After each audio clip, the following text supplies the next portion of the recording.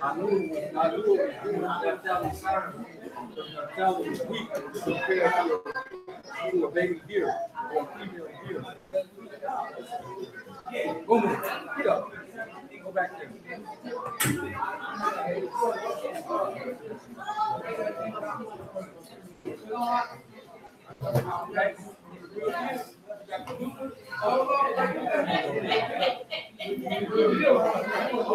Let's pray, y'all. We all do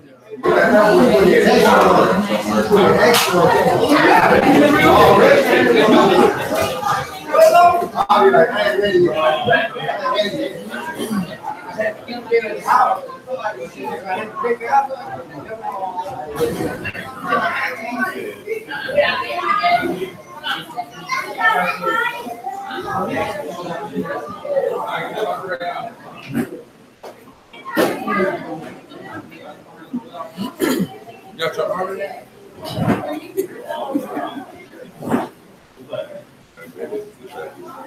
almost. Yeah, I don't want no more. I love you. No, thank you.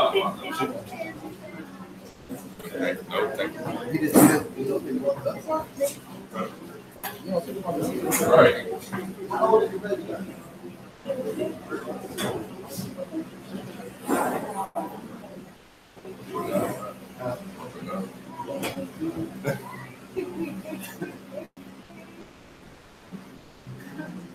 Oh, mind clear.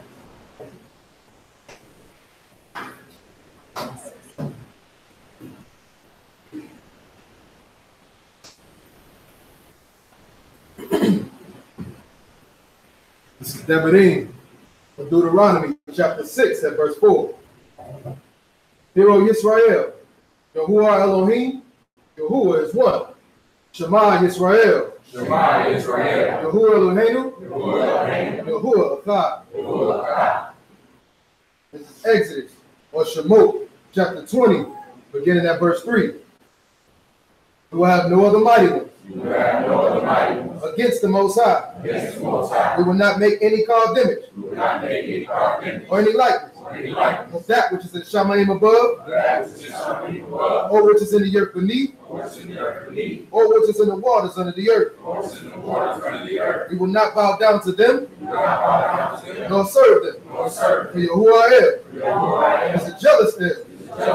Visiting the wicked of the fathers on the children, to the third and fourth generation of those that hate him, but showing kindness to thousands of those who love him and keep his commandments.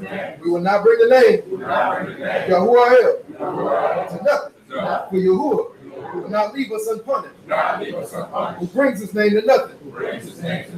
We will remember the Shabbat day and keep it Kodesh. 6 days we will labor and do all our work. But the seventh day is the Shabbat. Yahuwah. For in 6 days, Yahuwah made Shamayim and the earth and the sea and all that is in it. The rest of the seventh day, therefore Yahuwah will rock the Shabbat day. We will respect our fathers and our mothers, so that our days are long upon the earth. We will not murder. We will not commit adultery. We will not steal. We will not bear false witness against our neighbor. We will not covet anything that is our neighbor. Father, y'all, we give thanks for this day, for the opportunity to gather together, Father, for your name's sake, Father, to be obedient and diligent unto your word, Father. We thank you for every soul that is gathered here with us, Father, and pray that you will be in the midst, Father, that your Ruach will abide with us on this day, Father, that your Ruach will give understanding, Father, to hear and give utterance unto the speaker, Father, and that you would just discern, use wisdom, Father, to open up the hearts and the mind, that you would impart wisdom upon each and every person, Father. Father, we pray for the health and strength of our brother while he is ailing, Father, that you will restore his health and his strength of his life as much as possible, as much as you see fit, Father. All these things we pray and we give thanks. Hashem Yehovah will be kind, will show come out, Yahweh will rock like a dead, so be it. So be it. Hallelujah.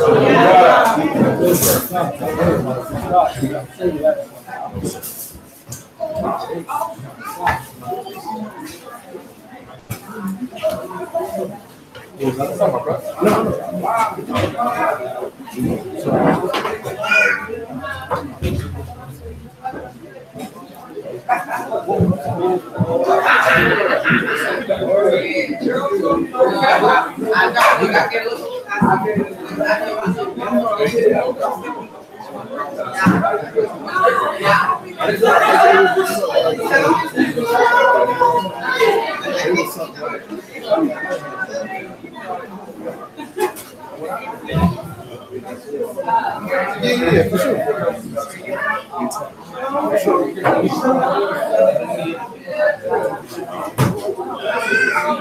Oh, they got, oh, that one right there.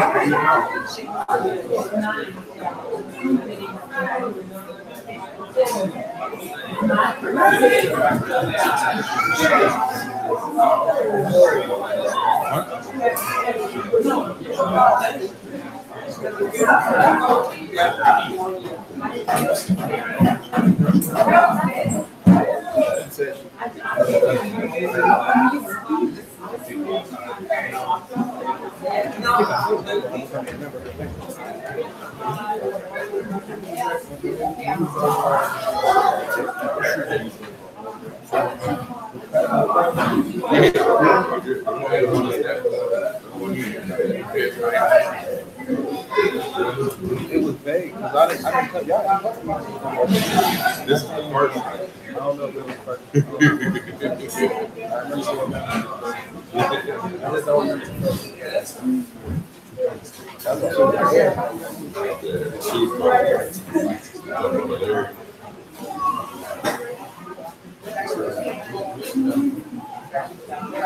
Shabbat shalom. Everybody doing? Right, all right. We got a couple visitors in the building. Y'all know when we see new faces, how we do. Like to stand, you know what I'm saying? Give a little bit about yourself, you know. You see somebody else move to it. Put it out like that. Shalom. Shalom. I was brought here by my friend Maria. I've been in the streets for about 6 months. Came here to meet other people and try to continue on this path of finding out the truth. Indeed. Todayah. You're welcome all the time. Anytime you want to come back, like we always say, you're amongst family. You know what I'm saying? So feel free. That was it. That's it. Okay. Already.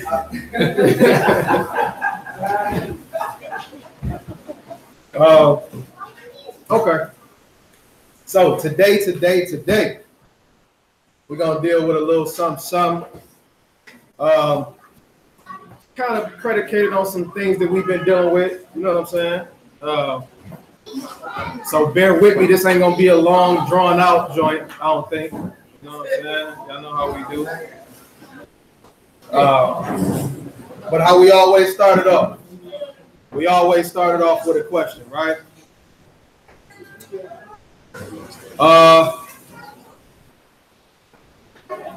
First question is, what's love? Action. It's action. Right. It's action. What else? What's love? If you could define love, what would you define it as? Now, I know we don't went over lesson after lesson. Brotherly love here, brotherly love there. Love your neighbor. All this different type of stuff, and which is cool. And we're going to revisit some of that stuff. But the information that I'm going to bring out today is going to be a little bit more in detail dealing with the language. So just off the premise of that, can you define love? Go ahead. Affection, that you care about, and it's with them, or that type of thing. Like action and verbal. Verbal, show somebody affection. Piggybacking off of This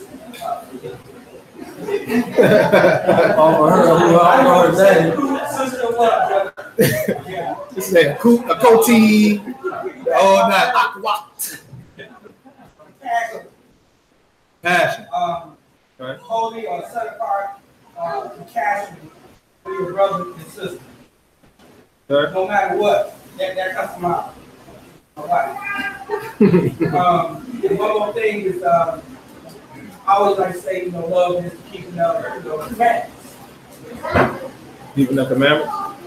Love is never having to say you're sorry. Love is never having to say you're sorry. That's deep. That's out of novel. Straight off of a billboard somewhere, a meme. Love is never having to say you're sorry. Y'all know she cooked that up on her own. Y'all better leave her alone. Come on now. Another question. Have you ever been here? You're going through the teachings, right? We teaching, and your mind can't even focus on the scriptures because it's focused on something that's going on outside these walls. Or it's focused on some type of tension or some type of issues that you got going on with somebody inside these walls, whether it be brother, sister, wife, husband, whatever it is. Have you ever been through that here? Right? So we're going to define love in a couple different ways. Get Romans 15:4 first. And we're going to look at something because we got to love go two different ways when it comes to the scriptures. It goes towards the Most High, then it goes towards your brother and your sisters, right? Or your fellow man, right? Now we're going to go into a bit of this today. Let's get Romans 15:4 though. Romans chapter 15, verse 4. For whatsoever things were written aforetime were written for our learning. So it said, whatever was written before time was written for our learning. The last couple times I've been up here, I've been hitting this because everything that we go over is talking about stuff that's directly involved in salvation, right? So if I'm speaking about love, Quab did a whole breakdown on brotherly love. B came and showed us about the love that we're supposed to have for one another in here. We know that this is directly predicated on salvation, right? Okay, go ahead. That we through the patience and comfort of the scriptures. Of the what? Scriptures. So when he say through patience and comfort of the scriptures, those are the answers that I was looking for when we're talking about love, right? Because love can be defined differently by every person that you ask. You know what I'm saying? A person may think giving you money 7 days out of the week is love. A person may think spending time with you 7 days out of the week is love. A person may think giving you a hug is love. Holding your hand, love. Giving me a kiss on the forehead, love. You get what I'm saying? A bunch of different things or a bunch of different things can come out of the question of what is love. A lot of which when you see on social media, oh, they in love. Look at the pictures they put up. They walking and mincing around, holding hands, and people would think that's love, but you don't know that it's crazy up in that house, right? So I want to actually go through and define love. Get Mark chapter 12, verse 29.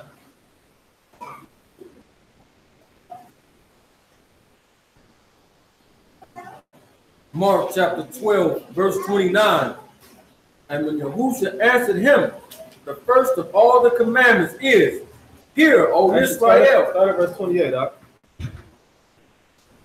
Mark chapter 12, verse 28.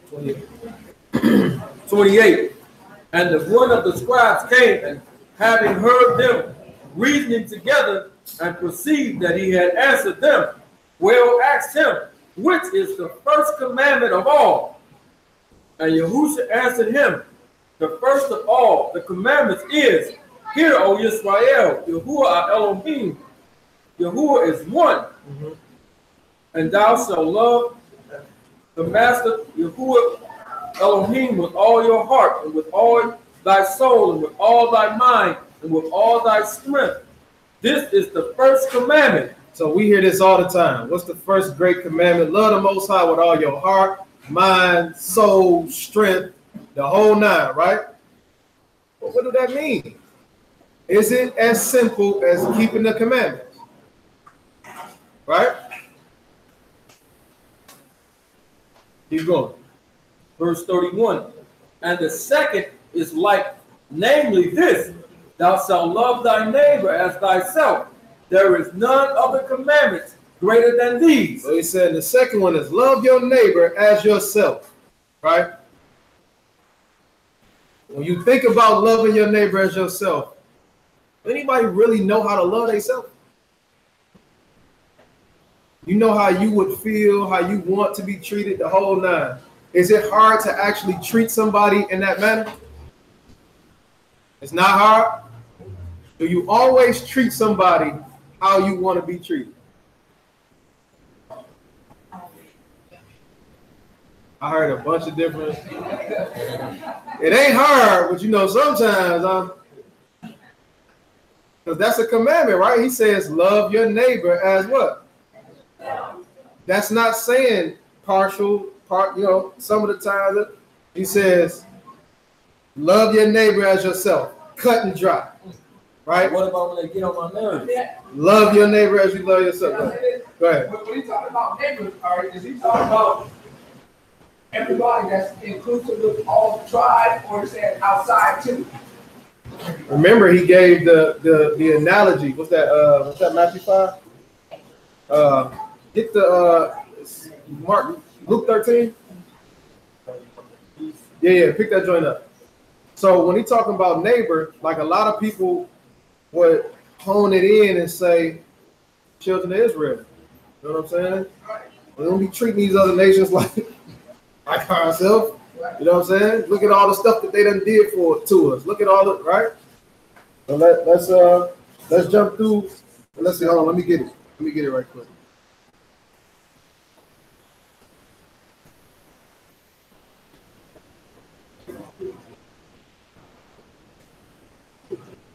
One moment.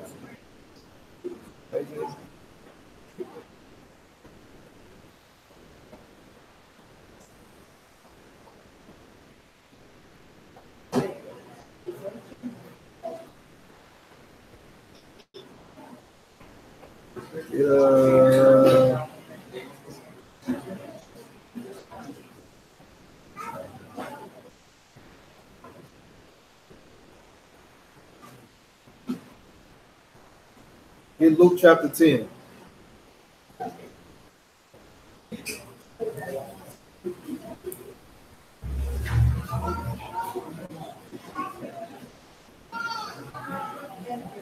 Luke chapter 10 and verse 30. Actually, you can start at verse.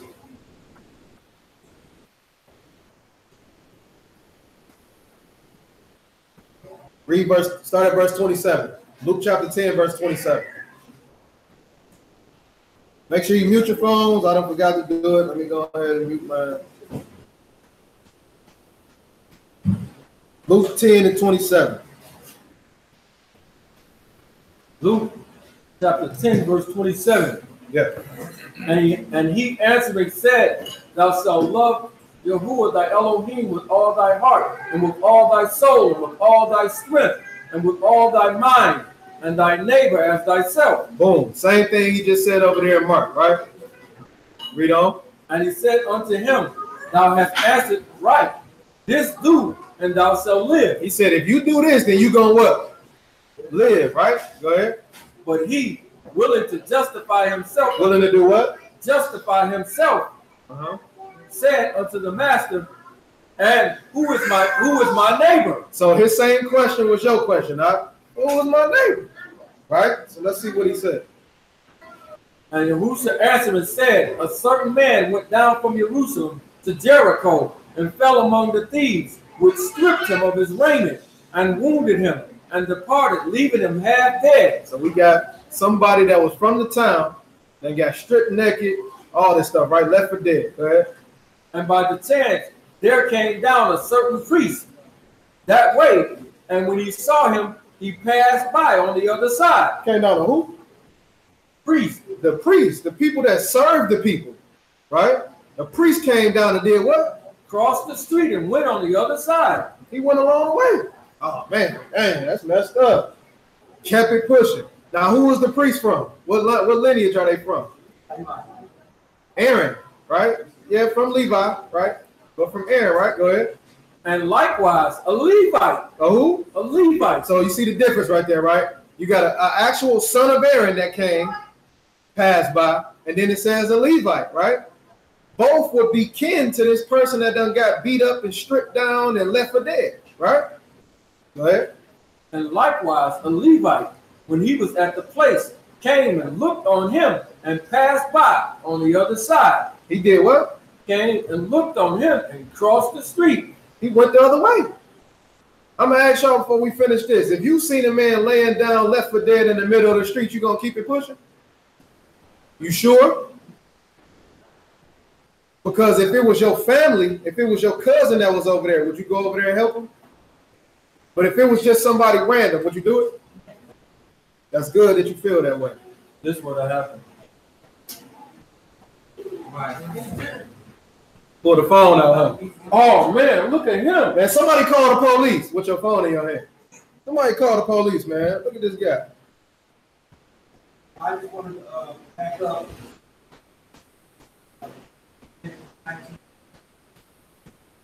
Leviticus 19, 33 and 34. Piggybacks off of what you just got to read in the New Testament. Oh, we still got to finish it, but I got you. I'm sorry. No, I got you. We'll read this in a minute. Just in a second. Go ahead. Verse 33. But a certain Samaritan. But a who? Certain Samaritan. Now, the Samaritans, were they a part of the children of Israel? Were they kin to the children of Israel? Were they bloodline descendants of the children of Israel? No. It says, but a Samaritan did what? But a certain Samaritan, as he journeyed, came where he was. And when he saw him, he had compassion on him. Yeah, what? He had compassion on him. He has something that the actual kin to him didn't have for him. Go ahead. And went to him and bound up his wounds, pouring in oil and wine, and set him on his own beast, and brought him to an inn, and looked and took care of him. And on the morrow, when he had departed, he took out 2 pence and gave them to the host, and said unto him, take care of him. He said what? Take care of him. He done put him up in a hotel, made sure that he done nursed him, and made sure when he got ready to leave, he said, take care of this guy. Read. And whatsoever thou spendest more, when I come again, I will repay you. Whatever he run up on the bill, which y'all trying to rehabilitate this guy, when I come back, I'm going to pay it to you. Read. Which now all these 3 thinkest thou was the neighbor unto him that fell among the thieves. Now the question is, which one of these 3 people that passed by is his neighbor? It's the Samaritan. It ain't got nothing to do with blood, nothing to do with kinfolk, nothing to do with relative or relation. You know what I'm saying? This was somebody of another nation that came and helped him out. So Mashiach asked him, now I'm going to ask you, which one of them you think is the neighbor? You know what I'm saying? So it's easy to get caught up and say, well, we only got to be like that to the children of Israel. But back when we were, quote unquote, thriving in our own land, he gave the scenario of, well, your own people will walk away from you. When you hurt, you distressed. The person that's willing to help you out and go through the trenches with you and for you, that's your neighbor. You know what I'm saying? That clear that up though? Okay. Let's go back to the Mark chapter 12 again. So we're talking about this love, right? So he says, love the Most High with all your heart and love your neighbor as yourself, right? Again, when you think about this stuff, we asked it before, what do you think that means to love? To do stuff for him, to do this, to do that, to do this. It's something a little deeper than that from what I've seen. Mark chapter 12, pick it up. I think he was at verse 31. Mark chapter 12, verse 31. And the second is like, namely this, you shall love your neighbor as yourself. There is none other commandment greater than these. And the scribe said unto him, well, master, thou hast said the truth, but there is one Elohim. There is what? There is one Elohim, and there is none other but he. And to love him with all your heart, and with all understanding, with all of the soul, and with all the strength, and to love his neighbor as himself is more than a whole burnt offering and sacrifices. He says to do these two things is more than burnt offerings and sacrifices, right? Now we understand that the burnt offerings and the sacrifices were used as offerings to the Most High to get sin away from us or off of us, right? He said this is worth more than all of that. If you just love the Most High with all your understanding, your strength, your heart, your mind, and your neighbor as yourself, it's worth more than all that, right? What he said in the next verse? Verse 34. And when Yahusha saw that he had answered discreetly or wisely, he said unto him, you are not far from the kingdom of Elohim. Say it again.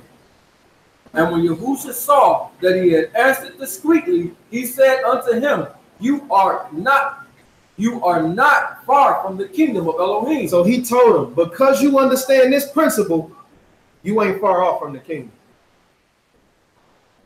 You get what I'm saying? Just based on understanding this principle, he's that much closer to the kingdom.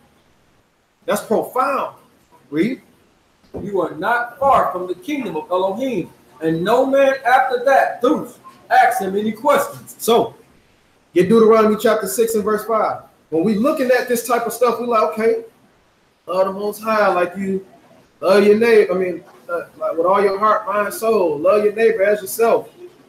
And we give these blanket statements on what this stuff is.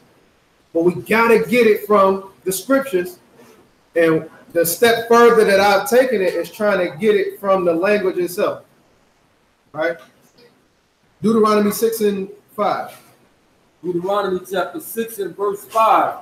And you shall love Yahuwah your Elohim with all your heart, and with all your soul, and with all thy might. And these words which I command you this day shall be in your heart. It should be where? In your heart. And you shall teach them diligently unto your children, and shall talk unto them when thou sittest in thine house, and when thou walkest by the way, and when thou liest down, and when thou risest up. Okay, that's good.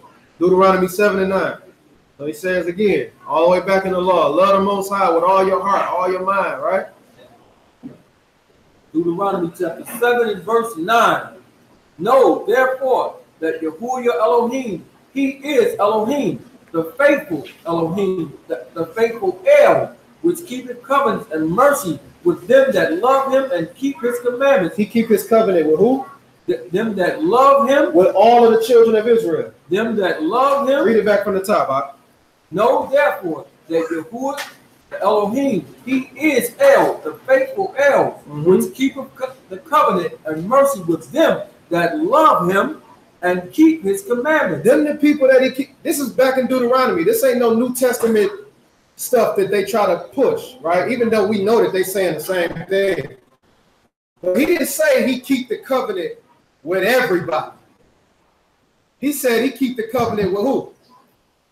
Those that love him. Right? Exodus chapter 20, verse 5.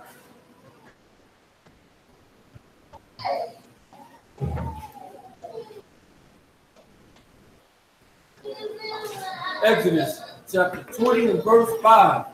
Thou shalt not bow down thyself to them, nor serve them. For I, Yahuwah thy Elohim, am a jealous El, visiting the iniquity of the fathers upon the children, unto the third and fourth generation of them that hate me. Them that do what? That hate me. Them that hate him, but what? And showing mercy unto thousands of them that love me and keep my commandments. So it's two things. Love him and keep his commandments, right? What do that word love right there say?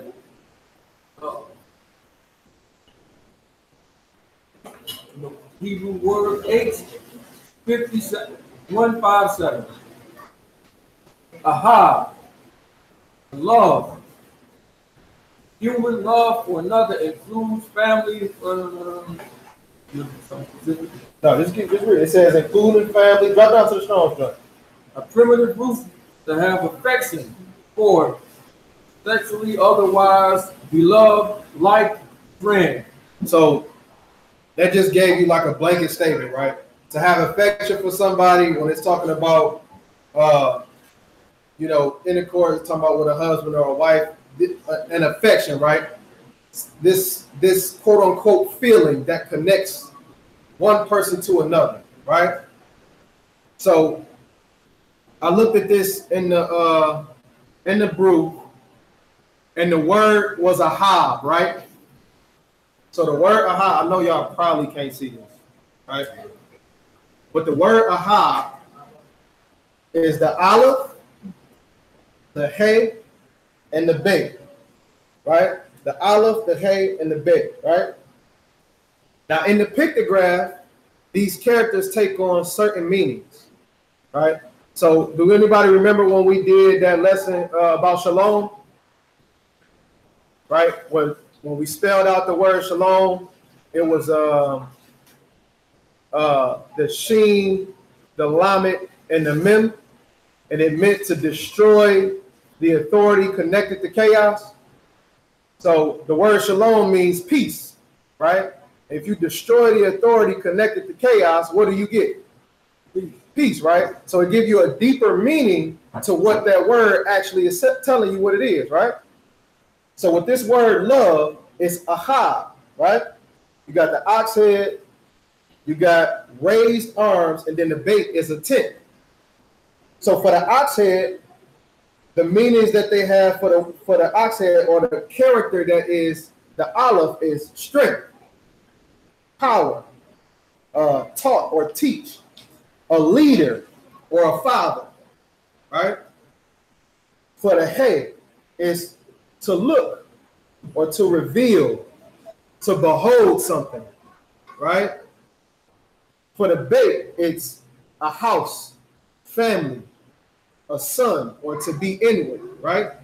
So when you render this, the aleph, the hey, and the bait, it's the power to reveal family, or the strength to reveal family.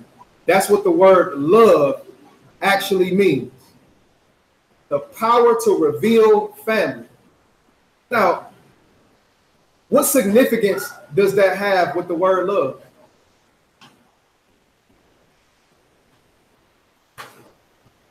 You can think of love meaning the power to reveal family. It tells you who your family is, right?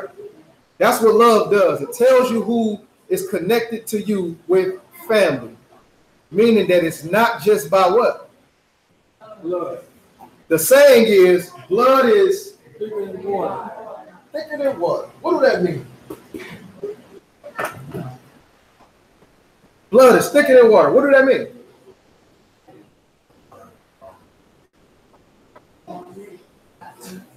The bond of blood of family is thick, right? It's stronger than somebody that's not of the bloodline. I ask y'all a question before we jump into the scriptures. When you came into the truth, everybody dial back. You came into the truth. You start to understand what the word was about, right? And when you come amongst believers, what did you say? Starting to be like, I feel closer to y'all than I do my own people, my own family. Y'all feel like more of my family than my own family, right? People start to out you. People start to talk bad about you, the whole nine. But it was something that caused that. It was something that made the separation to actually show you who your family was. So if you ask that man that got that with the Samaritan, where he says the Levite came by, the priest came by, neither one of them stopped to help him. But the Samaritan that came by helped him out, nursed him back to health, right? Didn't leave him for dead. Who would that man wake up and say his family was? Would he say the priest was his family? Would he say the Levite was his family? No. But the man that did those things that were conducive to show love, right? Go back to Mark chapter 12 and verse 31. Let's see an example of it right quick. Mark 12 and 30. Grab Matthew 24 and 12. This ain't gonna be long drawn out. Mark chapter 12 and verse 30. And you shall love the master with all your heart, with all your heart, and with all your soul, and with all your mind, and with all your strength. This is the first commandment. And the second is like, namely this: you shall love thy neighbor as thyself. So it says to love your neighbor as yourself. We deal with the Most High in a minute. It says to love your neighbor as yourself, right? Did we see a commandment in the Old Testament to love your neighbor as yourself? Spelled out like that? Like we see where it says love the Most High with all your heart, your mind, your soul. Do we actually see it spelled out, love your neighbor as yourself? Anybody think of one?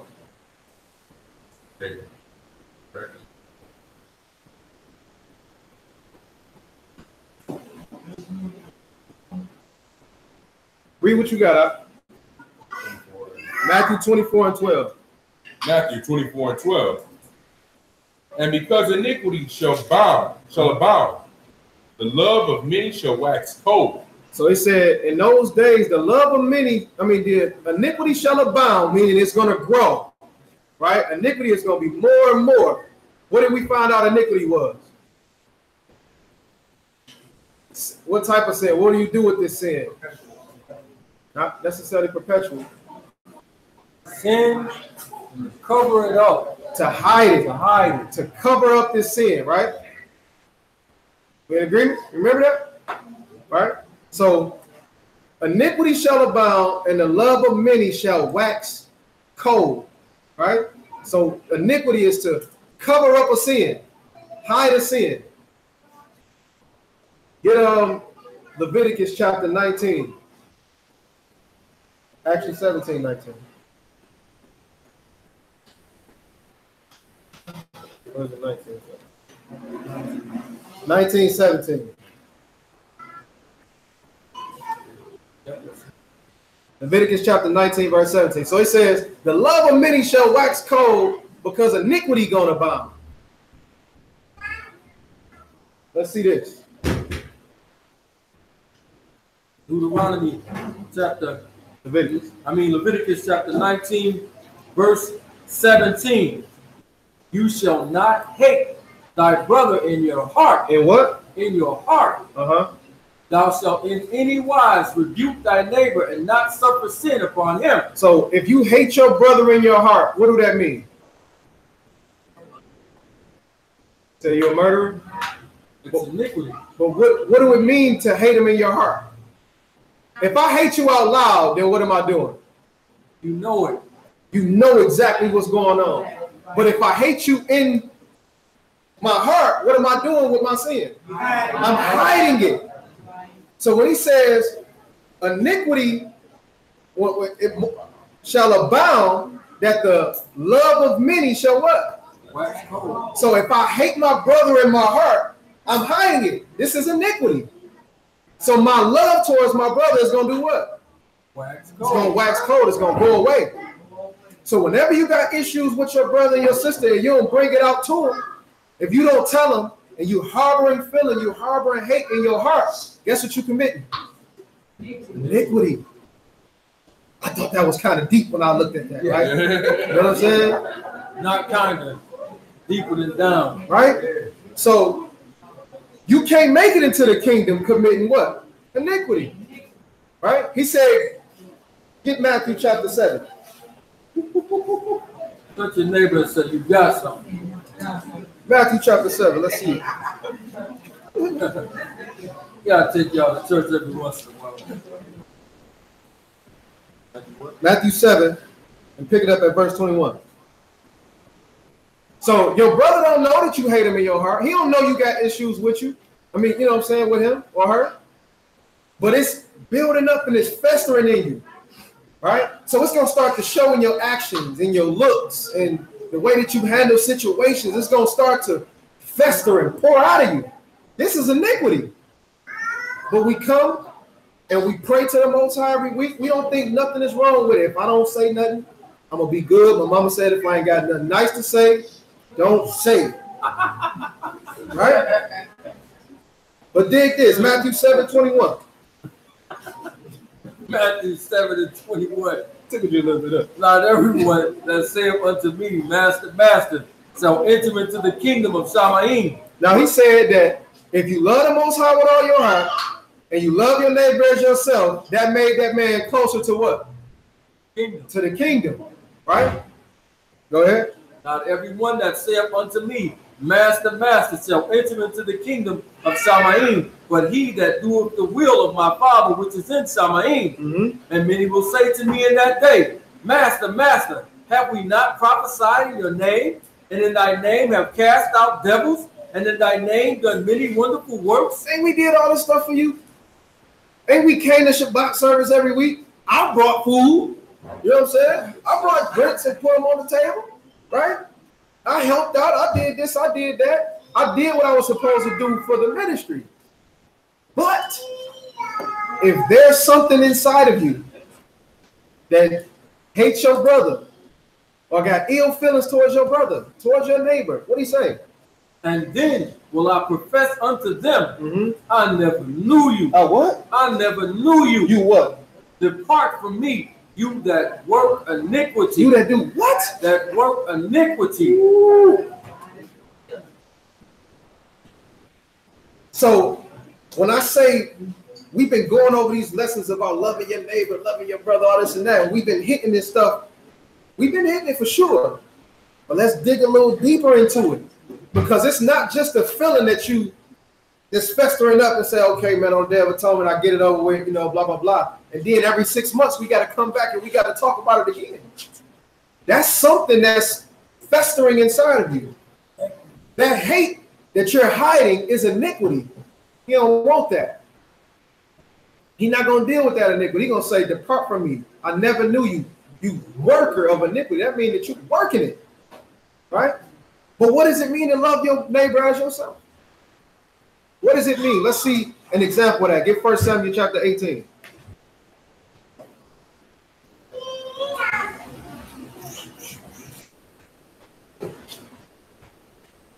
Thank you. What?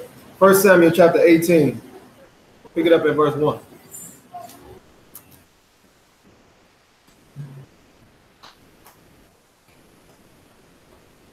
1 Sam 18, and it came to pass when he had made an end of speaking unto Saul, that Saul of Jonathan was knit with the soul of David. It was what? Knit with the soul of David. What does it mean to have something knit with something else? Anybody ever knitted in here? What does it mean to knit? Intertwine, connect, right? Put together, right? Make one, right? It says that his soul was what? And it came to pass when he had made an end of speaking unto Saul, that the soul of Jonathan was knit with the soul of David. And Jonathan loved him as his own soul. He did what? Loved him as his own soul. So the example that you can get for love your neighbor as yourself, you can look at Jonathan and David. He said he loved him as his what? As his own soul. He loved him as his own soul. Keep reading. And Saul took him that day and would let him go no more home to his father's house. Then Jonathan and David made a covenant because he loved him as his own soul. Because he did what? Loved him as his own soul. What word is that there for love?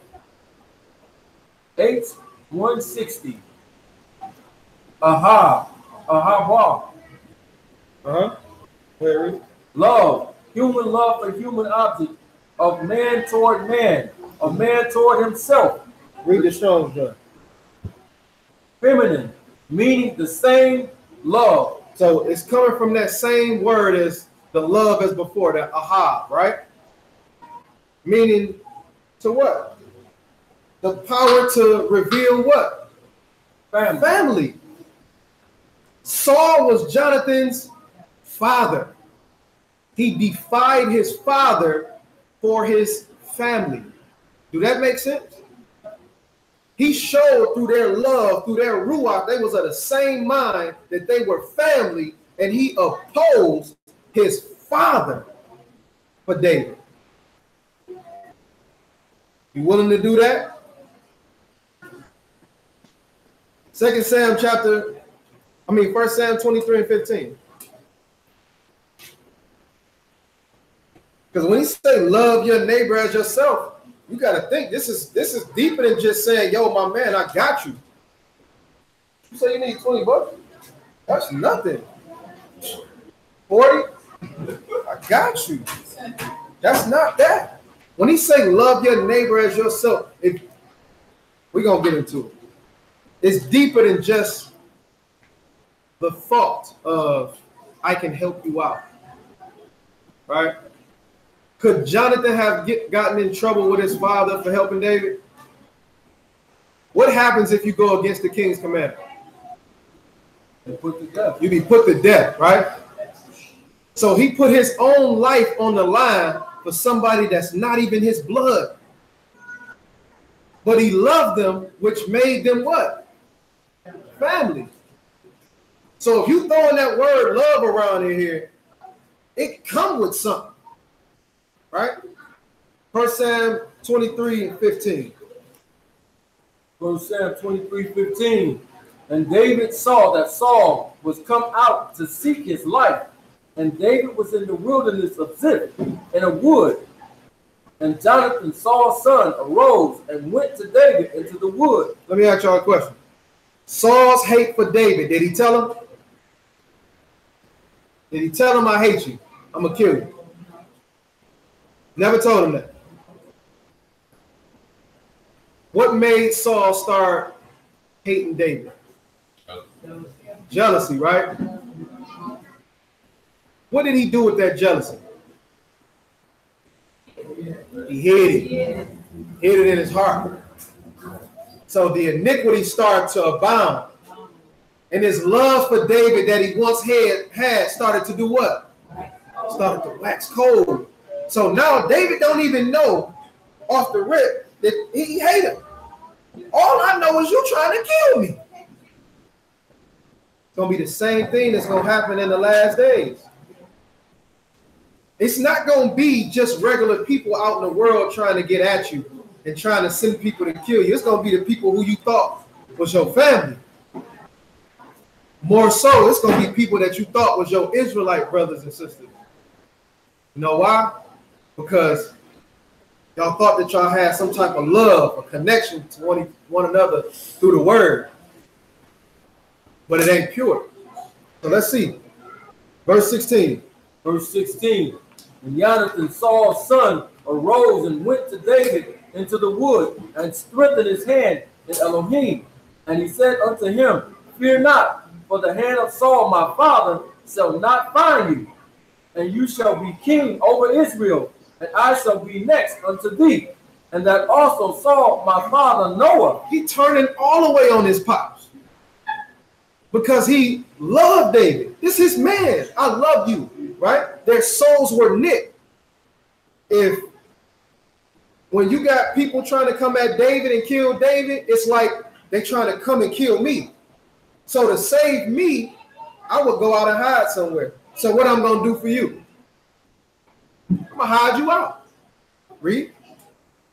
And they two made a covenant before Yahuwah, and David abode in the wood, and Jonathan went to his house. Then came up the Ziphites to Saul, to Gibeah, saying, do not David hide himself with us in strongholds in the wood? and in the hill of that name, which is on the south of Jessamon. Now therefore, O king, come down according to all the desires of thy soul, to come down, and our part shall be to deliver him into the king's hand. And Saul said, Blessed be Yahuwah, for ye have compassion. He said, what now? And Saul said, Blessed be ye of Yahuwah, for ye have compassion on me. So out of one breath, he said, I'm going to kill David for no reason at all. And on the other hand, blessed be Yahuwah, because you got compassion on me. How do that work? How can you say to him, Master, Master, and you got hate in your heart for somebody else that's your brother? That don't work like that. That's iniquity. Right? Let's jump over to Romans, the 8th chapter. Let's pick it up at the first verse. Like I said, just because you blood don't make you family. According to the scriptures here, when you love somebody, that's revealing who your family is. Right? Romans 8:1. Romans chapter 8 and verse 1. There is therefore now no condemnation to them which are in Hamashiach, who walk not after the flesh. Walk not what? After the flesh. So ain't no condemnation if you don't walk after the flesh, right? Now remember the question I asked where I said, have you came in here sometimes and it's been a situation to where your mind can't focus on the word of the Most High because it's focused on something outside these walls or something that you feel towards somebody inside of these walls? Drop down to verse 35. How many of y'all love the Most High? Raise your hand. How many love Mashiach? Raise your hand. Okay. Verse 35. Who shall separate us from the love of Hamashiach? What happened? Who shall do what? Who shall separate us from the love of Hamashiach? Shall tribulation? So, just off that question in general, who can separate you from the love of the Mashiach? Who can? That's true. Let's see what he said. He given these scenarios. He said, who can separate you from the love of Mashiach? What? Shall tribulation or distress or persecution or famine or nakedness or peril or sword, as it is written, for thy sake we are killed all the day long. We are counted as sheep for the slaughter. So when you're looking at this list of things that he mentioned, right?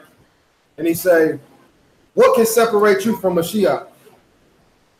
And the first one he says what? Tribulation.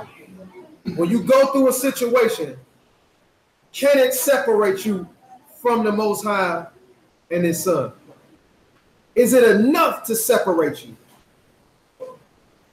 Have you been there to that point where a tribulation that happened and it was like, man, look, I don't know. Right? What's the next one? As it is written, so love of Hamashiach shall tribulation or distress or persecution. So if these people start coming at you with guns and swords, talking about turn over to Allah, is it enough to get you to turn on Mashiach? Do you know this?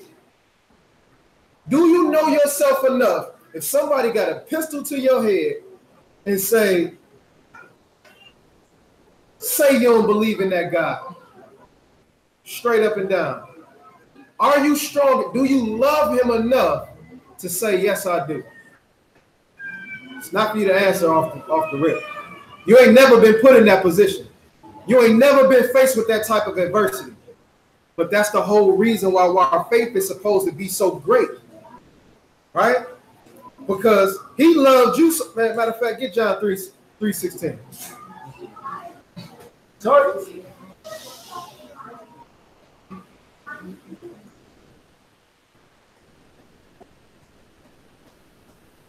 John chapter 3, verse 16. For Elohim so loved the world that he gave his only begotten Son, that whosoever, or Israelite, believeth in him, or whosoever believeth in him, should not perish, but have everlasting life. So, who is this talking about? When he says, for the Most High so loved the world, who are he talking about? Who is the world? Is the world of Israel without end? Read that one more time. Is it only Israel right here?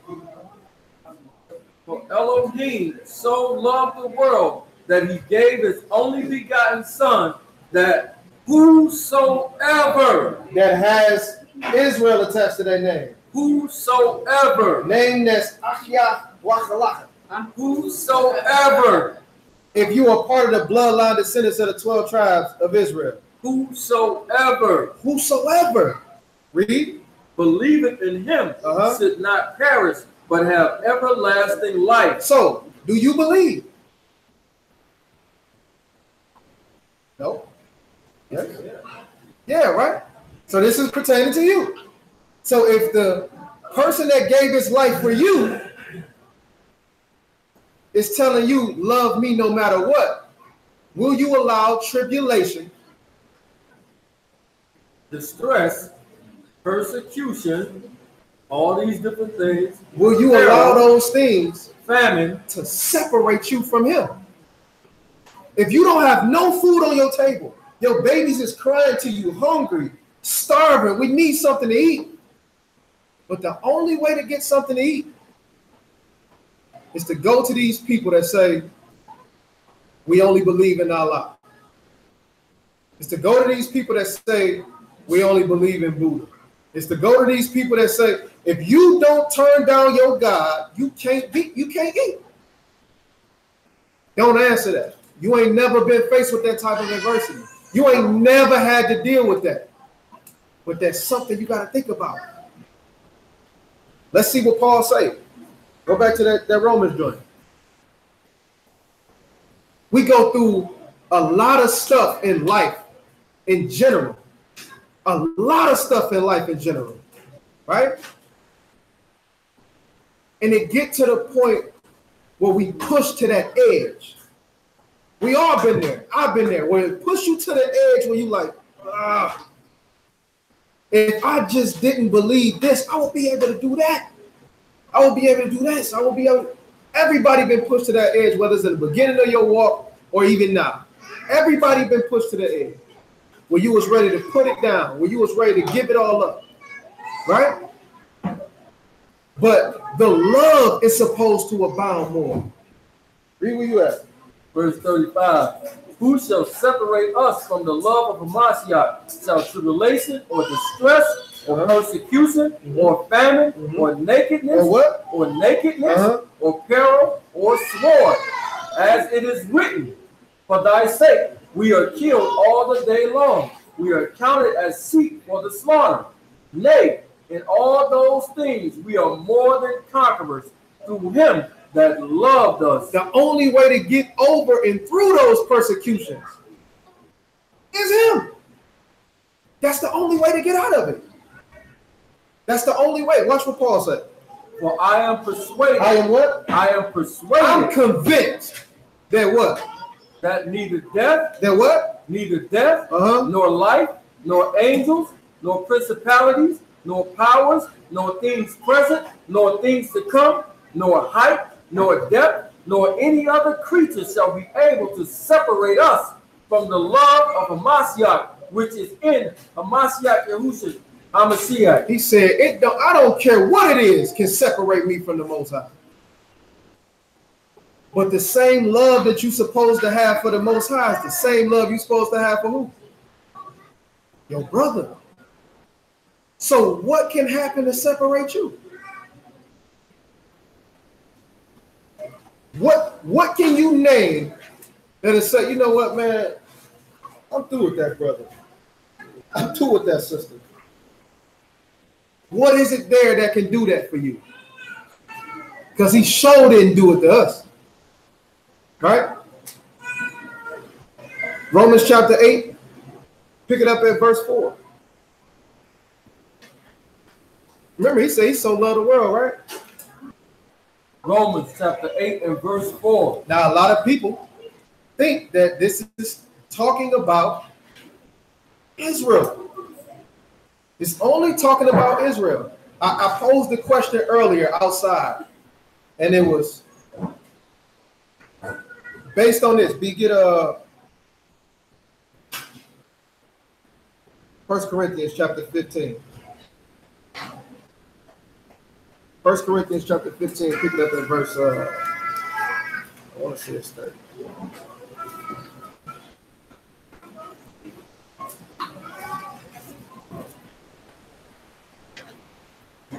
Verse 50. 1 Corinthians chapter 15 and 50.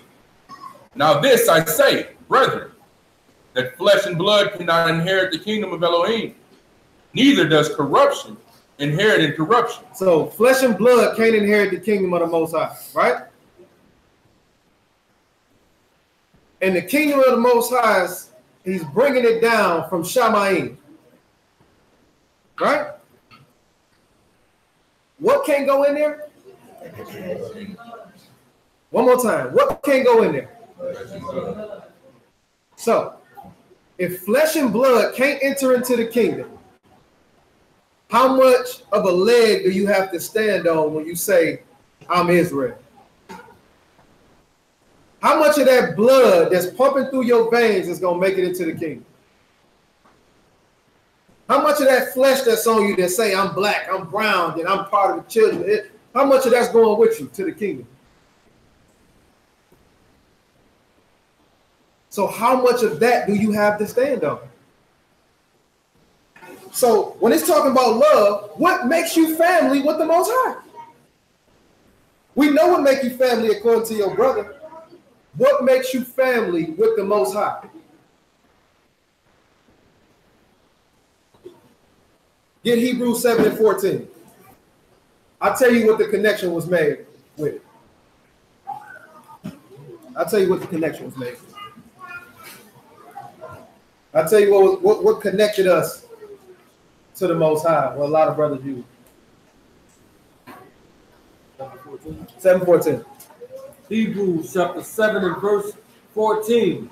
For it is evident that our master sprang out of the tribe of Judah. He came from where? The tribe of Judah. His blood is pumping through all of our veins.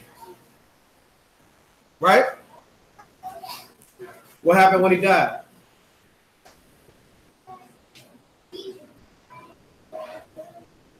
How much more of that blood is still pumping through you? When he died and he rose, was he flesh and blood? What connects you to the Most High and his Son? The Ruach. Right? Now dig this. Romans chapter 8, verse 4. Read that. Romans 8 and 4. Romans chapter 8 and 4. That the righteousness of the law might be fulfilled in us who walk not after the flesh. Who walk not after what? After the flesh. If you continue to scream out, I'm Israel, I'm Israel, I'm Israel, I seen a person say that the gospel that was to be preached until the end was the fact that we the children of Israel. That's flesh. You can't love the Most High based on your flesh. Because if that's the only thing that's keeping you, if you find out that you're not Israel, where's the love going to go? Wax cold. Go away. Let's see. Keep reading. That the righteousness of the law might be fulfilled in us who walk not after the flesh, but after the Spirit. Walk after the what? After the Spirit, or Ruach. For they that are after the flesh do mind the things of the flesh, but they that are after the Ruach, the things of the Ruach. We black. We the children of Israel. To us pertain the adoption, the esteem, doctrine, everything, right? That's who it pertains to. Well, we messed that up, didn't we? So the only way to get to him is through this man's Ruach.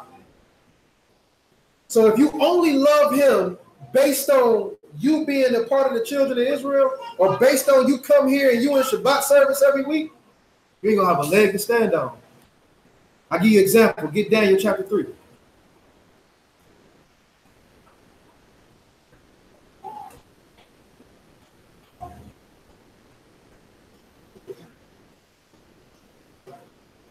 Daniel chapter 3, pick it up at verse 1. Daniel chapter 3.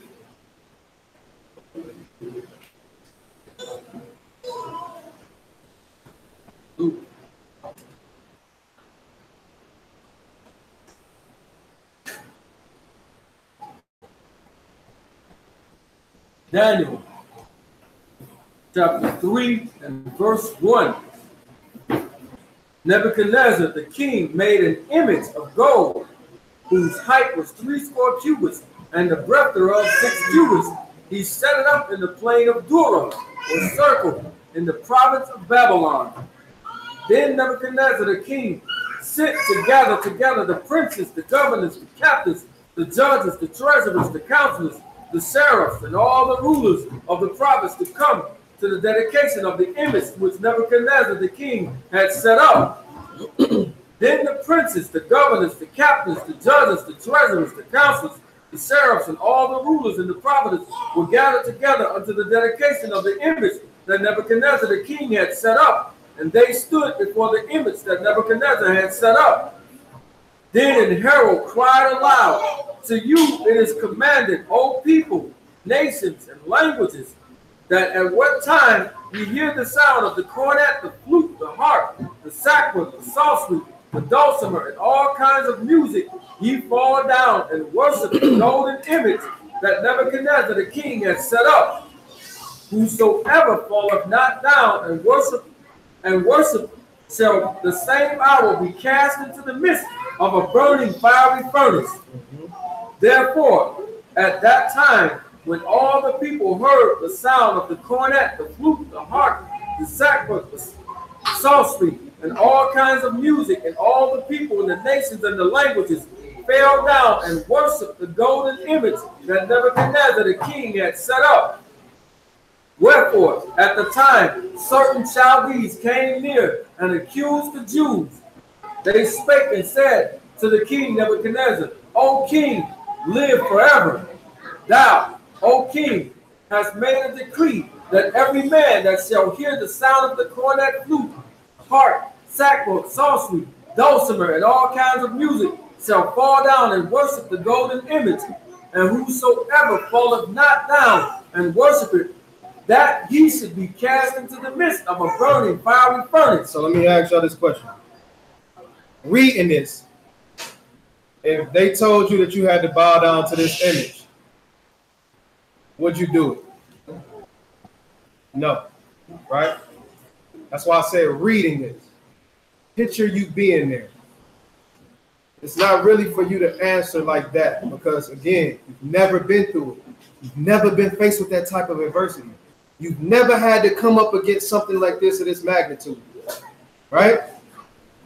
So I don't want us to get into a habit of saying something that we can't back up, right? When we talking about this love thing, it's for real. You know how people used to say, man, I'll take a bullet for you, right? A lot of people thinking I'll jump in the way and get shot for you. Oh, yeah, man, I took that bullet for you. Nobody think about death though, right? So understand when he's saying that you're supposed to love him and he loves you, it's to that magnitude. It's to death do us part, right? Read up. Verse 12. There are certain Jews, or Yehudi, whom thou hast set over the affairs of the province of Babylon, Shadrach, Meshach, and Abednego. These men, O king, have not regarded thee. They serve not the gods, nor worship the golden image which thou hast set up. So, how many of y'all keep the commandments?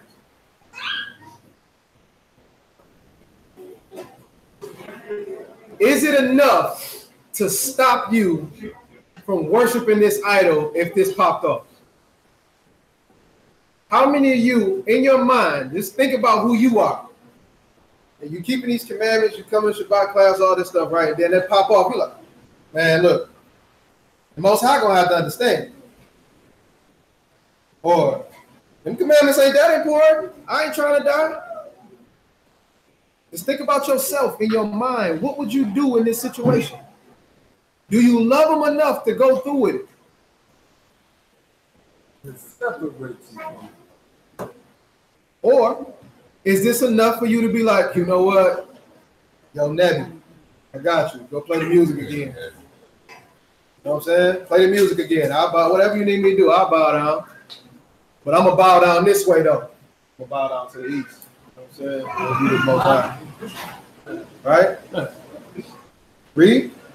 Verse 13.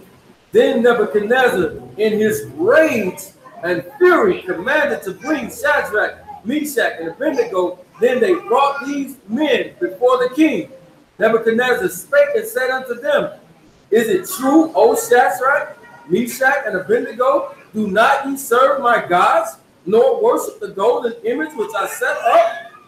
Now, if ye be ready, that at what time ye hear the sound of the cornet, the flute, the harp, the sackbut, psaltery, dulcimer, and all kinds of music, ye fall down and worship the image which I have made.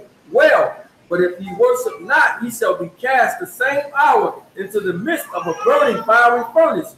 And who is the God that shall deliver you out of my hands? Shadrach, Meshach, and Abednego answered and said to the king, O Nebuchadnezzar, we are not careful to answer thee in this matter. What do you say? O Nebuchadnezzar, we are not careful to answer thee in this matter. I ain't holding my tongue for you with this one. I ain't scared to say nothing to you about this. Read.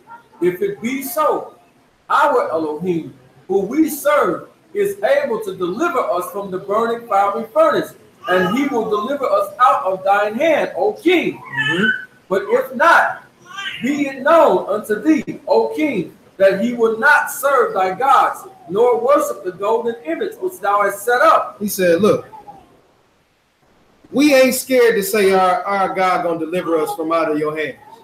But even if he don't, I ain't worshiping. Right?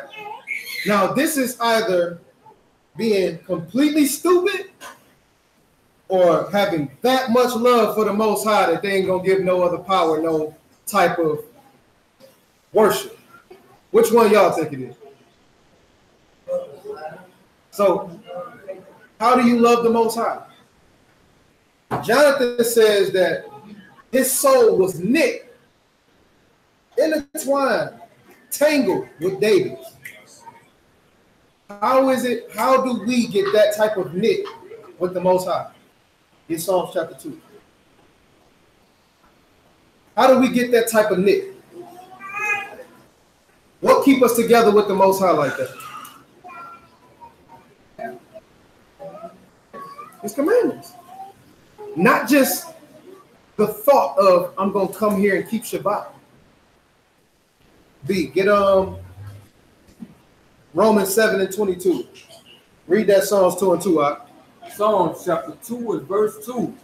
The kings of the earth set themselves, and the rulers take counsel together against Yahuwah and against his anointed, saying, Let us break their bands asunder. Their what? Their bands. Let us break their bands asunder. What does that word band mean? Bands. 8:41-47. Band. Bond. Let us break their bonds. Right?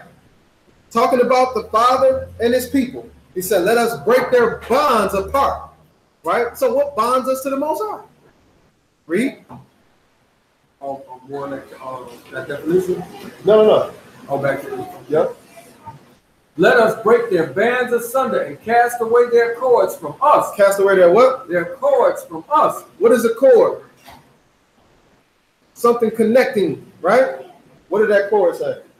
Cord, rope, cordage, foliage, interwoven foliage. Inner what? Interwoven foliage. What does interwoven mean? When you look at a rope, what is a rope? Intertwined. Strings intertwined together, right?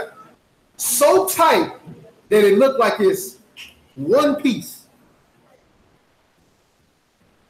It's a bunch of pieces on a rope, but they're intertwined so tight that it looked like it's only one piece.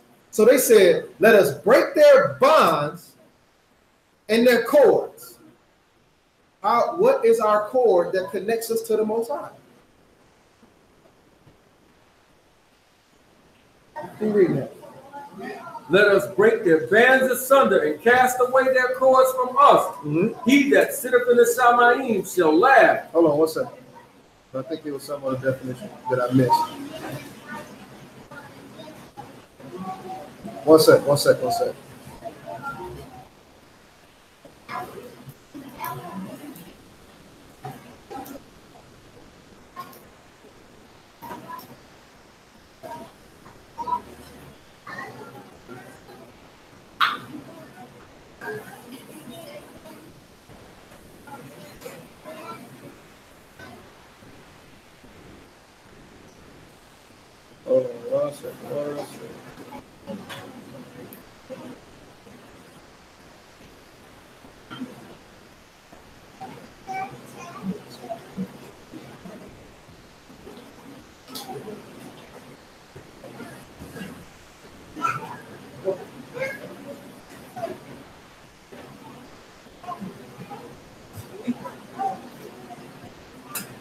I do not remember where I found it at the time, but it's basically talking about our instructions, right?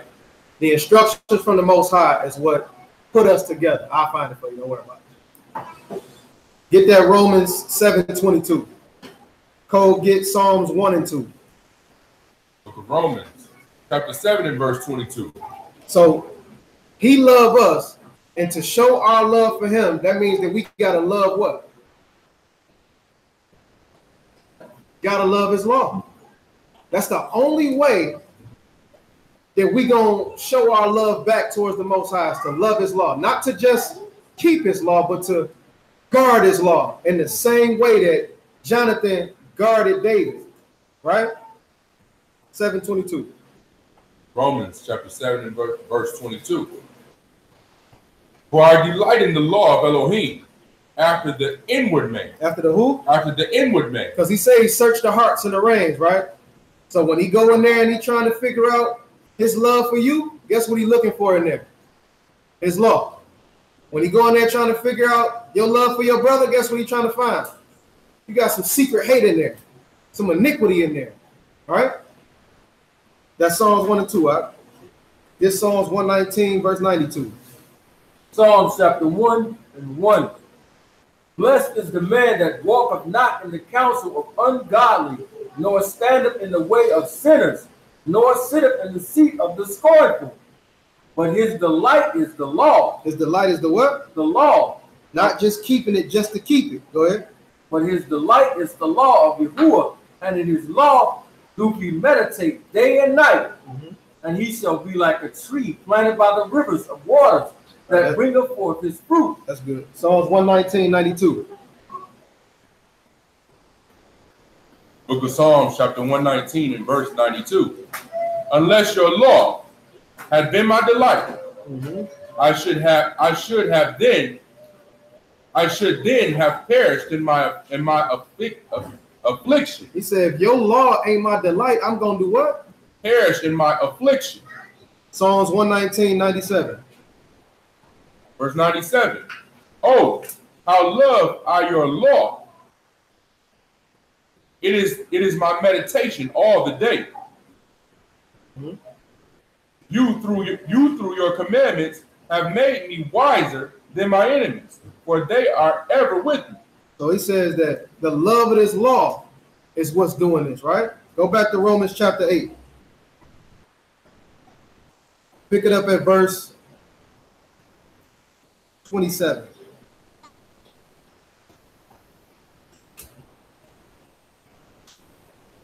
Romans chapter 8 and verse 27.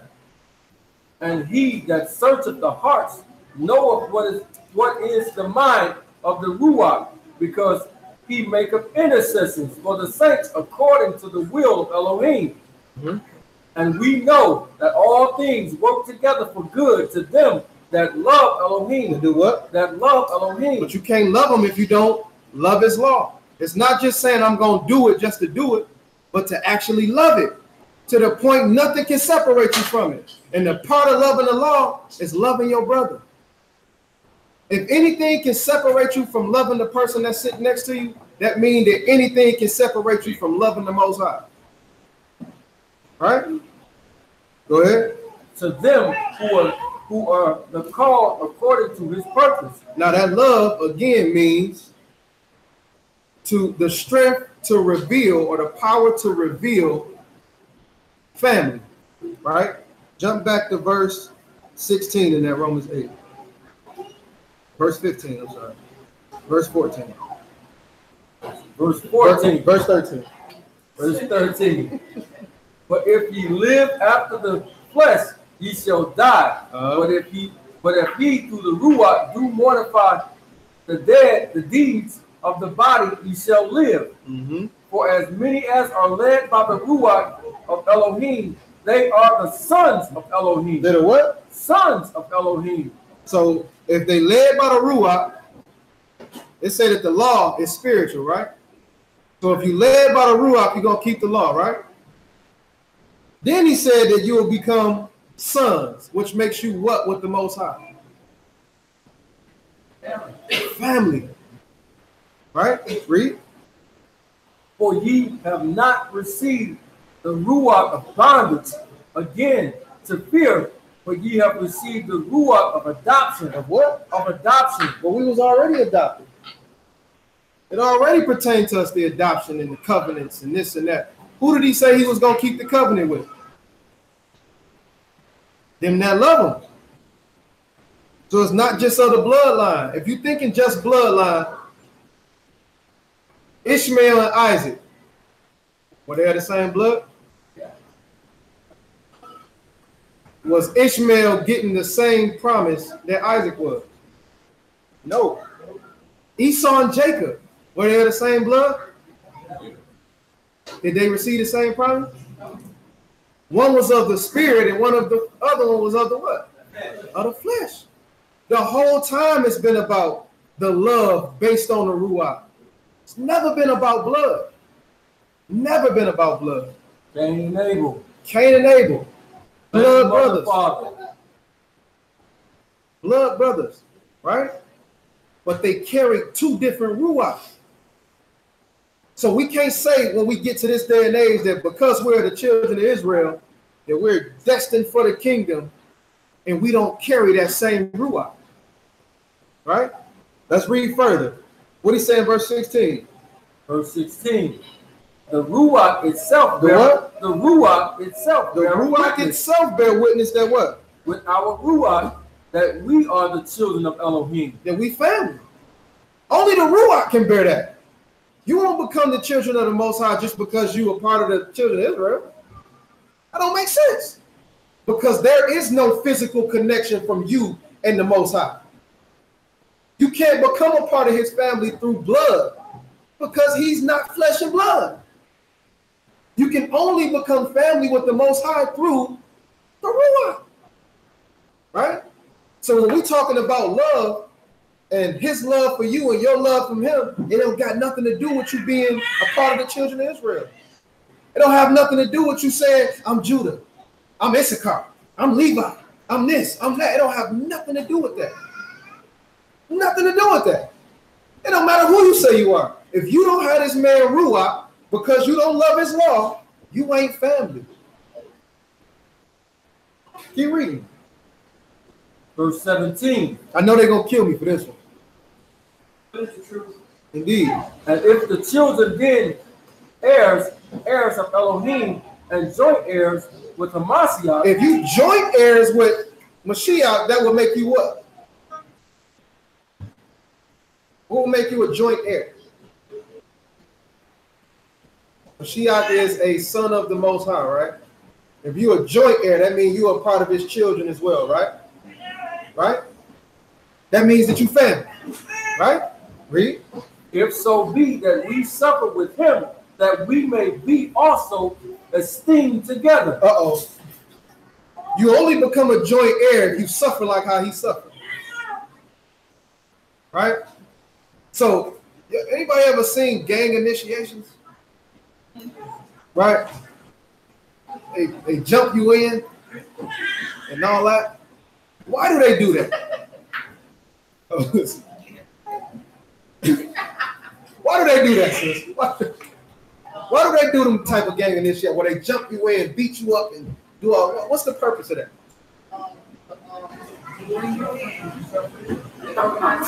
To bring you into the audience. Okay. Like a trial.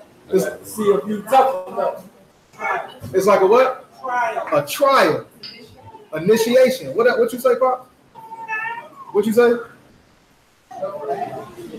You suffering in, right?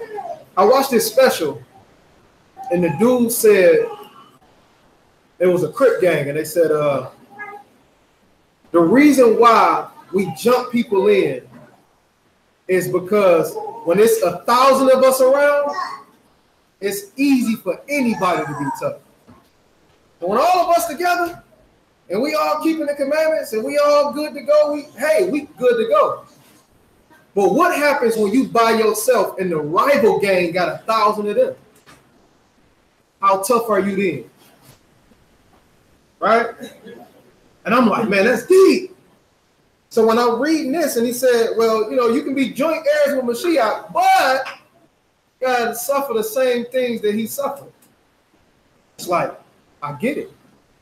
Because it's easy when we amongst the body to say, oh, I won't do this, I won't do that, I won't do this, I won't do that. But when you get out there by yourself and you face with that adversity, you face with that tribulation, you face with that gun in your head saying, denounce your God or else. Are you tough enough? Do you love Most High enough to say, I ain't denouncing my, shoot me? The same way you would be if they say, well, either I'm going to kill your wife or I'm going to kill you. Off the rip, any man in here going to say what? Man.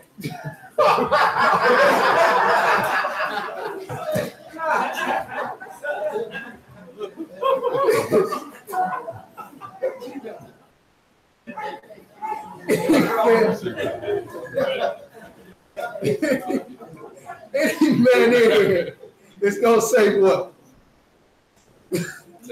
Take me. Right? I can't sit by and watch you do that to her.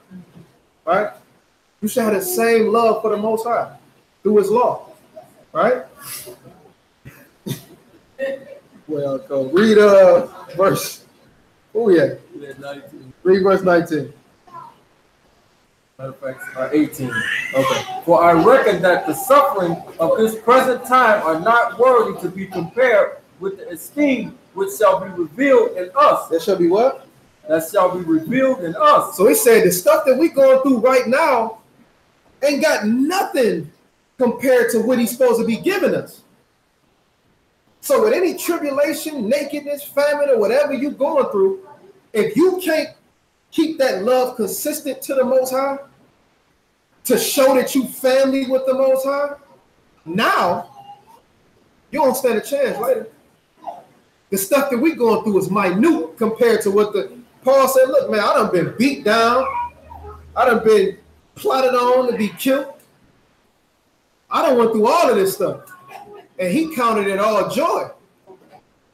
We go through the same thing now to a lesser degree. And we looking at it like it's just the end of the world. But your love is what pushes you forward. Your love for him is what keeps you going. Oh, this little thing going. Oh man, I can't let that separate me. I can't let that take me off my game. Because my love for him means more to me than my love for anything else in this world. If you allow something to take precedent over your love for the Most High, then you jump into the realm of idolatry. Right? You don't want to deal with that. Now I'm gonna jump into a lesson on that, sometime in the future. We got some stuff to discuss. But then you fall into idolatry. So when he asking you these questions, what is it that'll separate you from the love of Mashiach? It should be nothing, just like what he said. What is it that separates you from the love of your brother? Nothing. Absolutely. You can't even separate me from the love I got for you. Because the children of Israel at the time couldn't separate the love that he had for them when he gave his life for them. Right? You read? Verse 19. For the earnest expectation of the creature waiteth for the manifestation of the sons of Elohim. For the creature was made subject to vanity, not willingly, but by reason of him who have subject the same in hope. Because the creature itself also shall be delivered from the bondage of corruption into the esteemed liberty of the children of Elohim. For we know that the whole creation groaneth and travaileth in pain together until now. And now, not only they, but ourselves also, which have the first fruits of the Ruach, the first fruits of the Ruach. The first fruits of the Ruach. When Mashiach died, flesh and blood, when he rose, what did the Bible call him? First fruits. The first fruits, which means you got to resemble the same thing in order to be called family. Read. Even we ourselves, grown within ourselves, waiting for the adoption to be with the redemption of our body. We waiting on the adoption. We already got it though. Because it ain't about flesh and blood. It's about you retaining his Ruach. Read. For we are saved by hope, but hope that is seen is not hope. For what a man seeth, why do we yet hope for? But if we hope for that we see not, then do we with patience wait for it. Likewise, the Ruach also helpeth our infirmities, for we know not what we should pray for as we ought. But the Ruach itself maketh intercession for us with groanings, and we cannot be uttered, which cannot be uttered. And he that searcheth the hearts knoweth what is in the mind of the Ruach, because he maketh intercession for the saints according to the will of Elohim. And we know that all things work together for the good to them that love Elohim, to them who are the called according to his purpose. For whom did he foreknow, he also did predestinate to be conformed to the image of his Son, that he might be the firstborn among many brethren. Moreover, whom he did predestine, them he also called, and whom he called, them he also justified, and whom he justified, them he also esteemed. What shall we then say to these things? If Elohim be for us, who can be against us? He that spared not his own son, but delivered him up for us all. His own son, but delivered him up for us all. How shall he not with him also freely give us all things? Who shall lay all things to the charge of Elohim's elect? It is Elohim that justifieth. So again, you got his Ruach. I mean, you love his commandments. You love him. Can't have his Ruach if you hate your brother, right? Get Romans chapter 8. I mean, we're in the same chapter. Go back to verse 9 and see what he say about that Ruach. Verse 9. Start at verse 7. Verse 7. Because the carnal mind is enmity against Elohim, for it is not subject to the law of Elohim, neither indeed can be. So then, they that are in the flesh cannot please Elohim. But ye are not in the flesh, but in the spirit, or Ruach. If so, be that the Ruach of Elohim dwell in you. Now, if any man have not his Ruach, the Ruach of the Mashiach, he is none of his. So if you don't got the Ruach, he said you ain't what? You are none of his. You ain't family. I don't know you. Ain't no love between us. Right? I can't call you family because there's nothing to connect you with me. Right? So our main objective when we walking out here in this world is to do two things. Make sure that we love the Most High with all our heart, and to make sure that we love our brother as ourselves. If not, we can't get the Ruach, and we can't be no family of the Most High. And with that, I say shalom. Questions, comments, love it, hate it, fight. Are you going to read 1 Corinthians 13? 1 Corinthians 13. Let's go to it.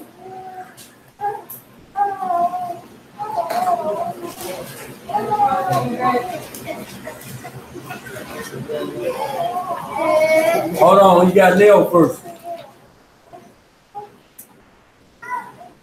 What are we doing? 1 Corinthians chapter 13. Where do you want us to pick it up at? Verse 4?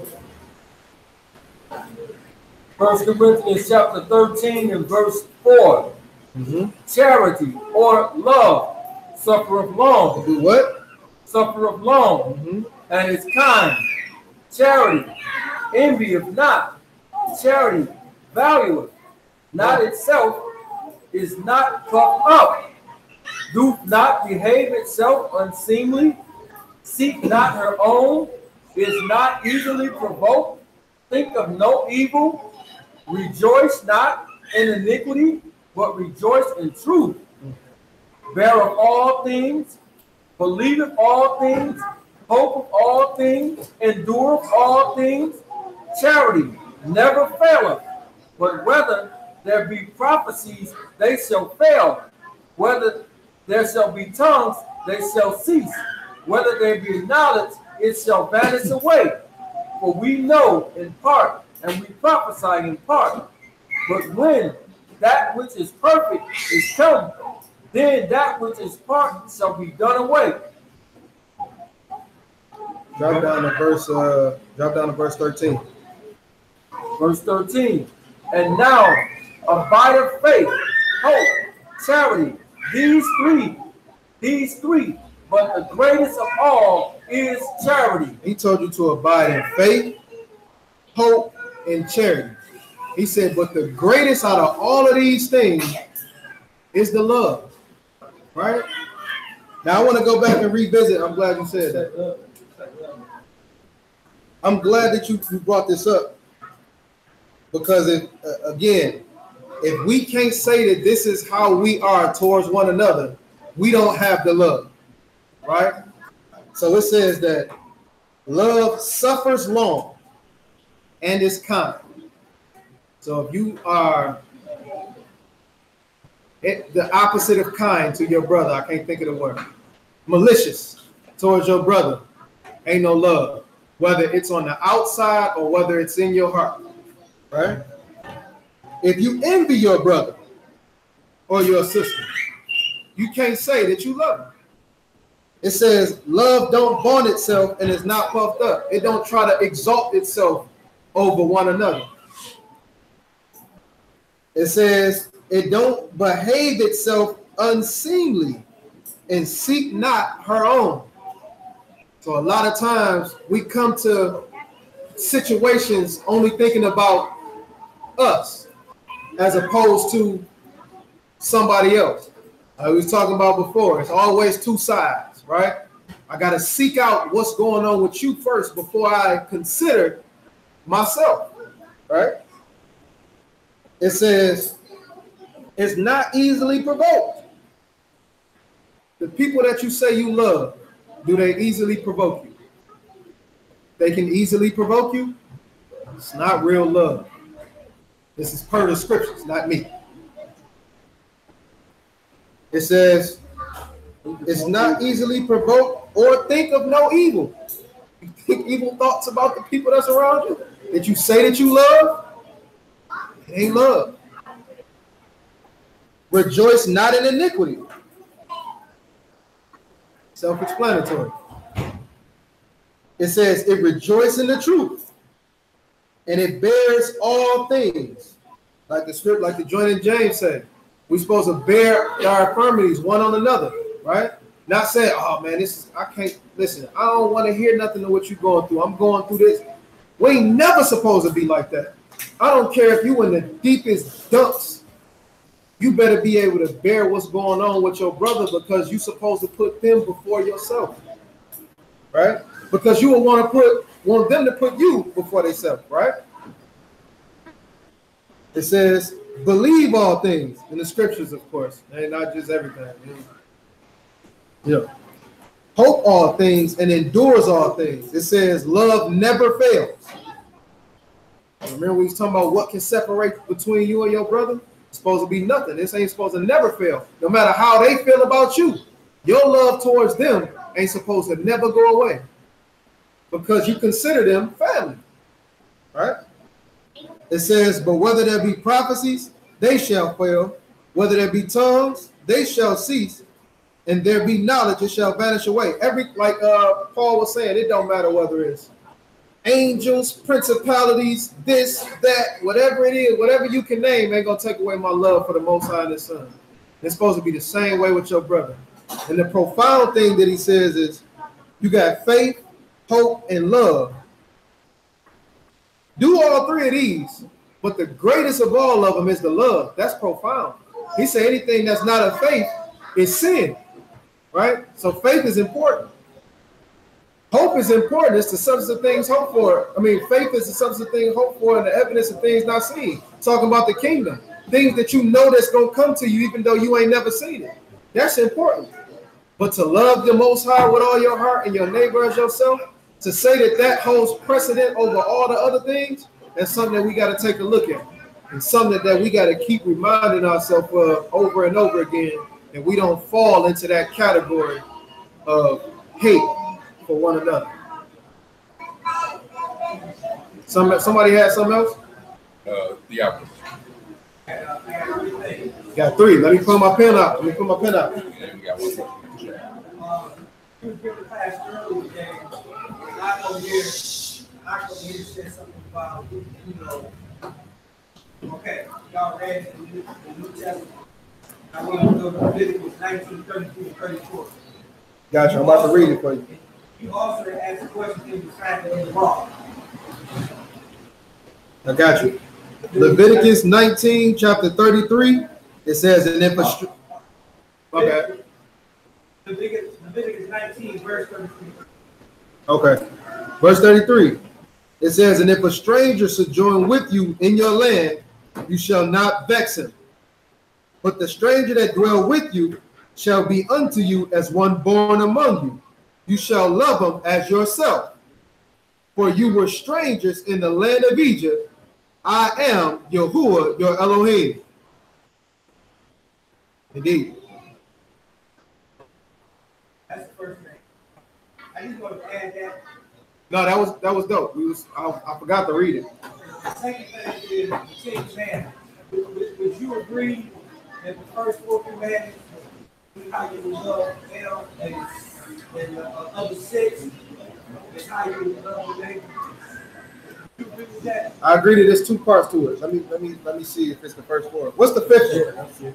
What's the fifth one? I think that pertains to the Most High as well. Which one? That honor your father and your mother. That's why I said that. I think that honor your father and your mother pertains to the Most High as well. So you saying that the first five is how you love El, and the last five is how you would love your neighbor. Your neighbor. Okay. Now, would your mother and your father be like you love your neighbor because they are that's like you know. Okay, so we can move on. Yeah, we'll go back to that. We'll move on that. So the last thing is, and this is like a scenario. I've been to a few places and I've seen, a few, characters and attitudes like we all do. And one of my biggest things is the love. We say, some people say, hey, I love my brother and I love my sister. Okay. So if somebody's house catches on fire and they need some place to stay, and I'm just going to stop. Somebody's house catches on fire, and this brother and sister, this family, and really needs a place to stay. They ain't got no money, hard times, whatever, and they go to a person in the congregation and say, hey, hey, can I stay with you for at least 6 months? Until I get my stuff together. And the person that they ask them, they able to do it, but for whatever reason they say no. And this family is a family of they like into the word, meekness, all that kind of stuff, right? Would you say that the person who's rejecting them, would you say that that's love or that's not love? I'm just kind of curious, and I know this is far out what I'm saying, but no, it ain't far. I kind of witnessed this kind of stuff, and it troubles me because we all say we love one another, and it's like I tell my wife, hey, we got a strong problem. But if somebody asks, hey, I need a place to stay, I ain't got a problem. Allowing somebody to stay. It's gonna be a little uncomfortable because it's small. You want to deal with that, that's cool. But I'm just saying, what, and when we talk about people that's actually in the congregation. Yeah, I got you. Okay, so what y'all look on that? I don't believe that's love. I don't believe that's faith, nor do I believe that's works. And I've got books to back it up. James chapter 2, pick it up at verse 14. James chapter 2 and verse 14. What do it profit, my brethren, though a man say he have faith and have not works? Can faith save him? Mm-hmm. If a brother, sister, or sister be naked and destitute of daily food. Kind of what you were saying, right? It's a different scenario, but the same thing. He said if a brother or sister be naked or destitute of daily food, right? Go ahead. And one of you say unto them, depart in peace, be warned and filled, notwithstanding you give them not those things which are needful to the body, what do it profit? So he say, hey, brother, I understand that your house burned down. Y'all gonna make a way for you. He gonna get you together. I'm gonna pray for you. Matter of fact, give me your hand. Let's pray right now. All right, now y'all go ahead. Now just call me if you need something. When they there because they need something, right? So what did he say after that? Even so, faith, if it has not works, is dead, being alone. So he said, if you just gonna tell this man go and have faith that the Most High gonna cover you, and not be the person that he sent to him to cover him, it don't mean nothing. You can't say that you love somebody, especially that's in the body, and say, oh, brother, hey, stuff happens. You know what I'm saying? Like, Most High gonna get you. He gonna handle you. When I came to you, you the person that he sent me to, obviously. You got it. You should be able to help out. I've been faced with that situation. You know what I'm saying? And I would have been short of a person of the Most High if I didn't extend my hand or my home to somebody that needed it. You know what I'm saying? So no, I don't think that's love. That ain't faith. That ain't nothing. That ain't, was that the end on that? Did he was saying that? Yeah. That ain't nothing. So he gave the same scenario. And to be continued after that. Yes, sir.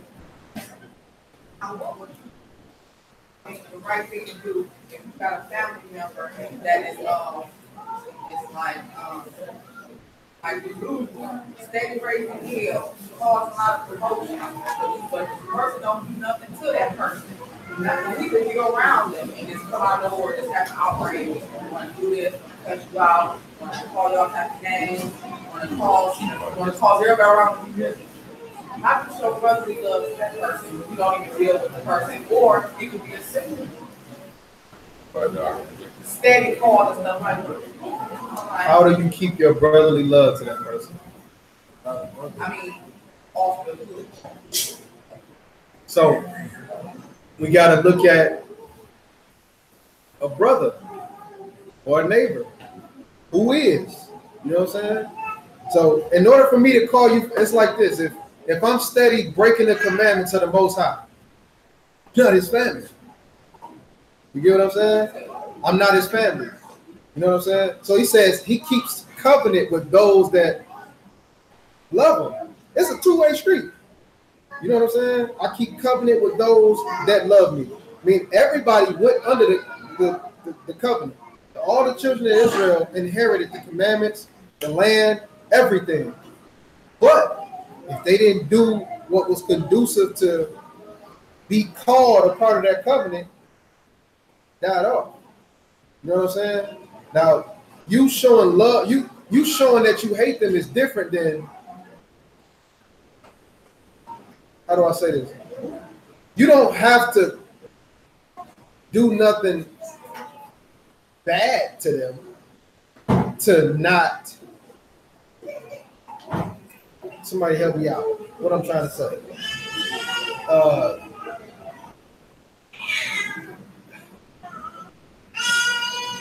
What's a good example?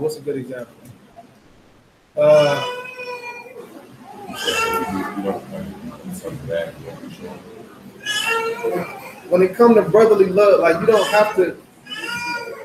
You have to still deal with the person. You don't to show that you don't hate. Like you get what I'm saying? You don't necessarily have to put your best foot forward with a person that's not putting their best foot forward. You know what I'm saying? But that's not to say that to hate them. You know what I'm saying? A lot of times you got to keep your distance. It's like the children of Israel, right? If I see another brother up the street and it's a gang of them, right? I'm not going to be stupid enough to say, hey, that's Judah, or that's Issachar, that's whoever everybody say it is. And say, yeah, hey, how you doing, brother? I'm not going to be dumb enough to do that. Like Brother Theophilus said earlier, I'll hop in my car and I'm going to leave. You know what I'm saying? Let's go to Matthew.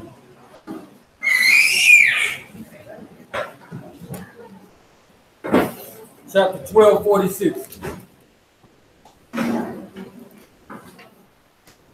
Perfect example. Matthew chapter 12:46.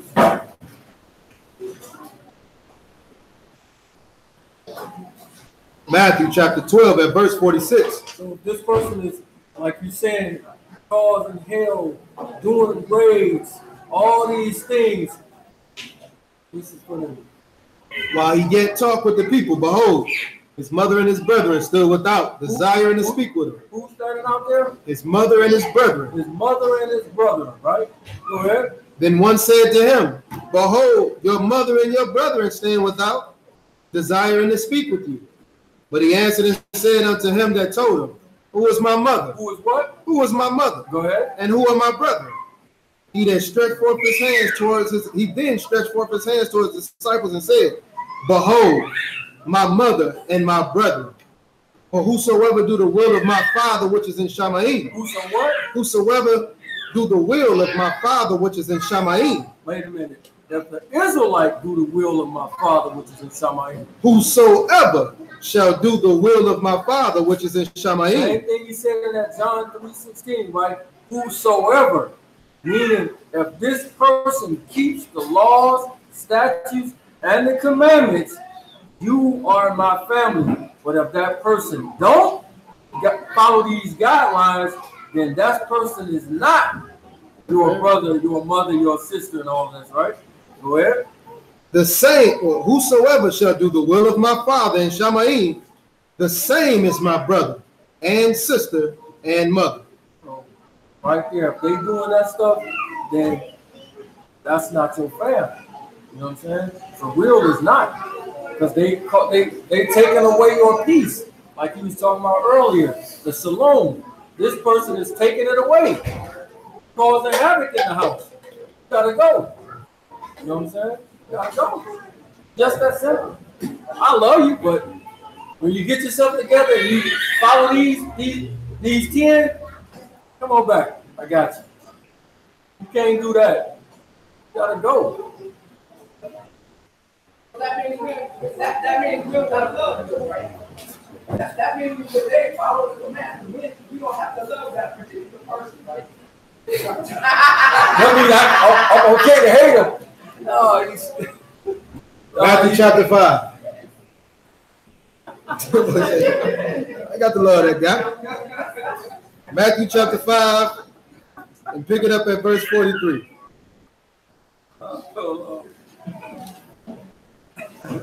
Matthew 5:43. Ye have heard that it hath been said, Thou shalt love thy neighbor and hate thine enemy.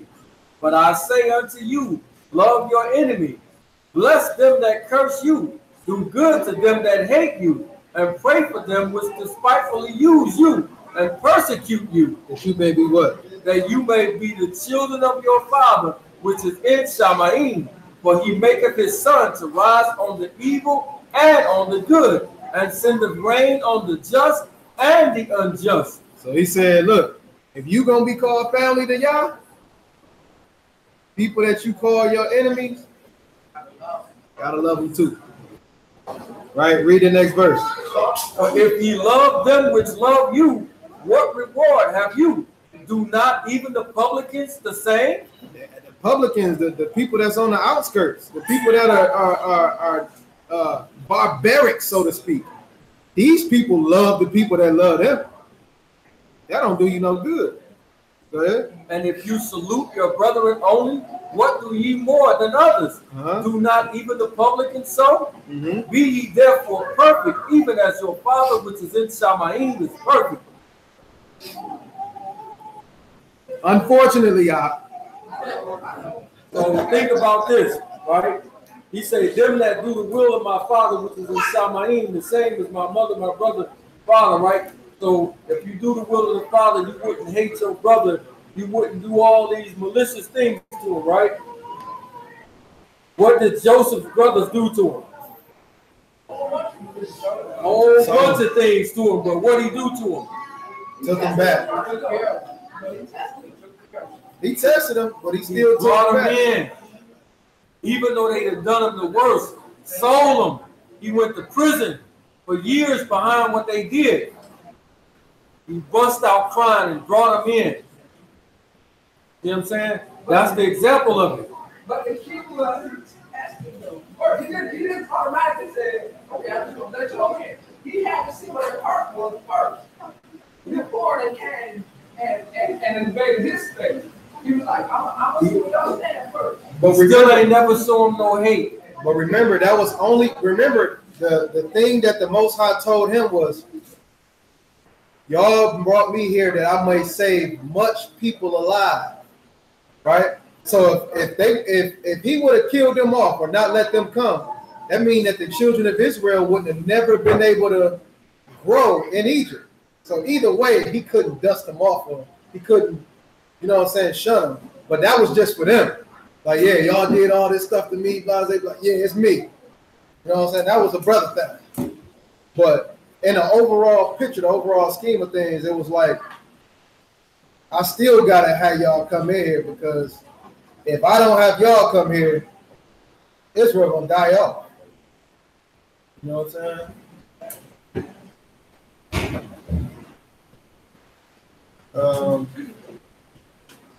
Does that Matthew 12 and 46 pertain to the commandment honoring mom and dad? Nope.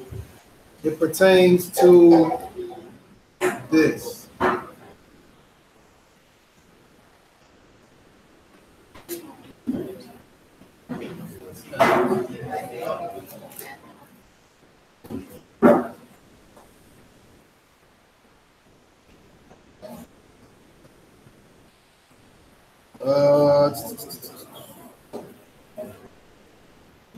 One moment.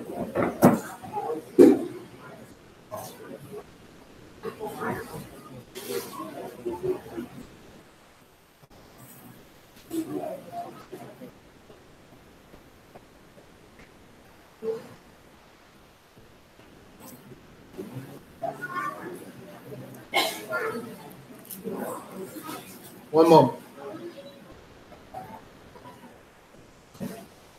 Matthew 10. There. 10:37. Matthew chapter 10 and verse 37. And he that taketh not his stake and follow after me is not worthy of me. He that find his life, no, my bad. Verse Let's start at verse 37. He that loves father or mother more than me is not worthy of me. And he that loves son or daughter more than me is not worthy of me. You're supposed to honor your father and your mother, whether they keep the commandments or not. But that don't mean that they do the will of the Most High. You know what I'm saying? So that's why I kind of think that that pertains to the Most High, because that's an either way it go type of deal. You know what I'm saying? Whether your father and your mother keep the commandments or not, you still got to honor them. Still got to honor them. Other question on here is, I want to know why Yahuwah counts the 3 days before creating the lights on the earth. So why does he count the next day as the 4th?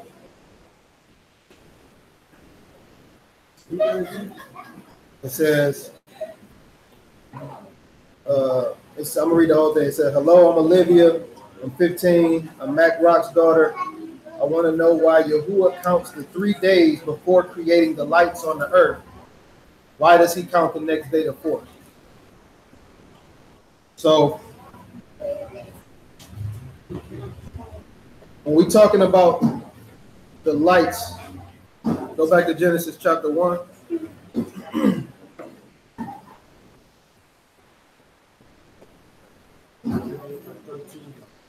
So, what's he talking about?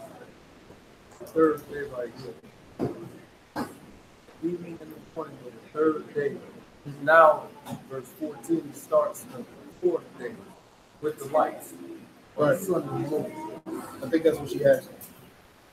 Read that one more time. It says, why Yahuwah counts 3 days before creating the lights on the earth, and why does he count the next day as the 4th day? So she's saying that if there wasn't no sun and moon in the beginning, how do you start the 3 days? Oh, I'm guessing. Okay. Is that what you're saying? Is that what you're saying? Yeah. Okay. Shabbat shalom to all. Read it from the beginning. One. Verse started verse 3. Genesis, Bereshit, chapter 1 and verse 3. And Elohim said, let there be light. And there was light. And Elohim saw the light, that it was good. And Elohim divided the light from the darkness.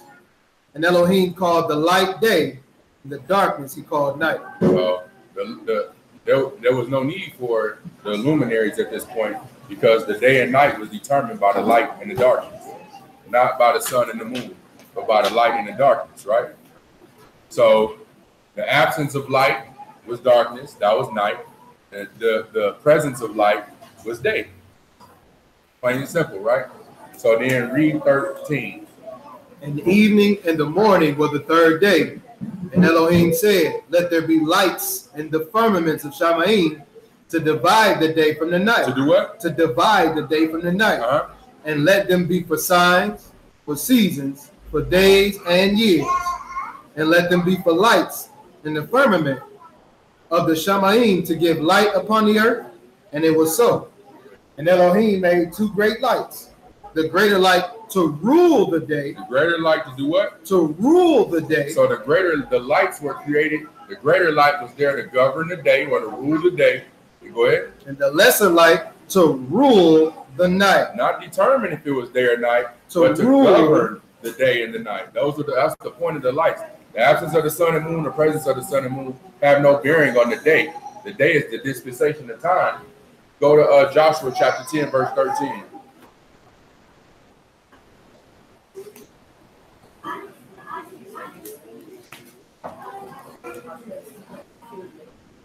Joshua chapter 10, verse 13.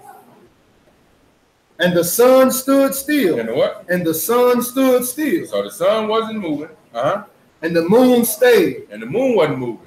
Go ahead. Until the people had avenged themselves unto their enemies. So time was continuing, but the sun and the moon weren't moving. Go ahead. So the sun stood still in the midst of Shamayim, And hasted not to go down about a whole day. About what? A whole day. So the day passed, but the sun and moon didn't move. But the day still passed. You feel me?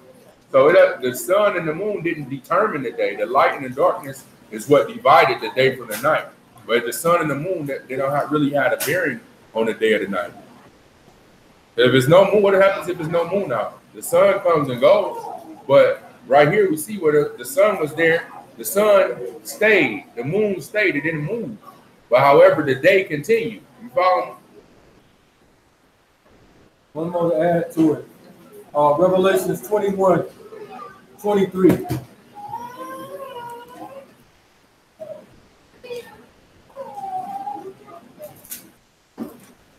Revelation chapter 21, verse 23.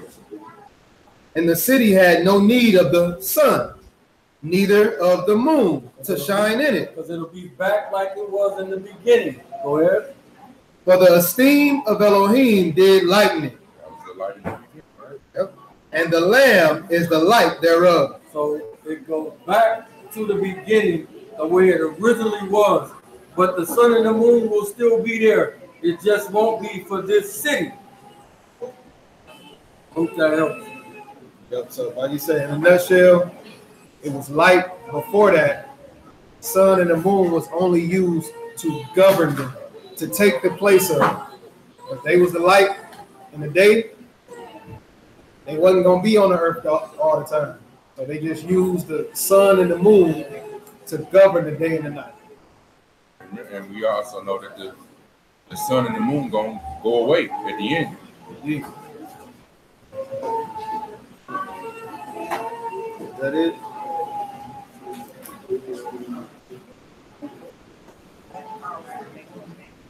Yeah, we just any questions that you have to ask, just let us know. Everybody is learning together.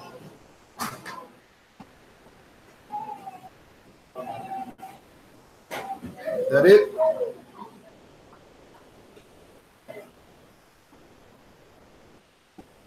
Hold on for all the comments. Hold on, y'all. I think that's it. We ain't got no more questions in here?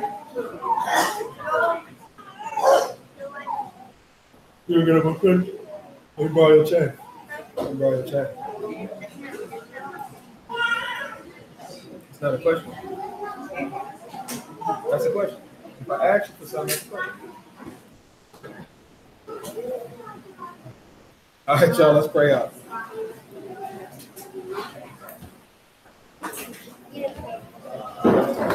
That's it.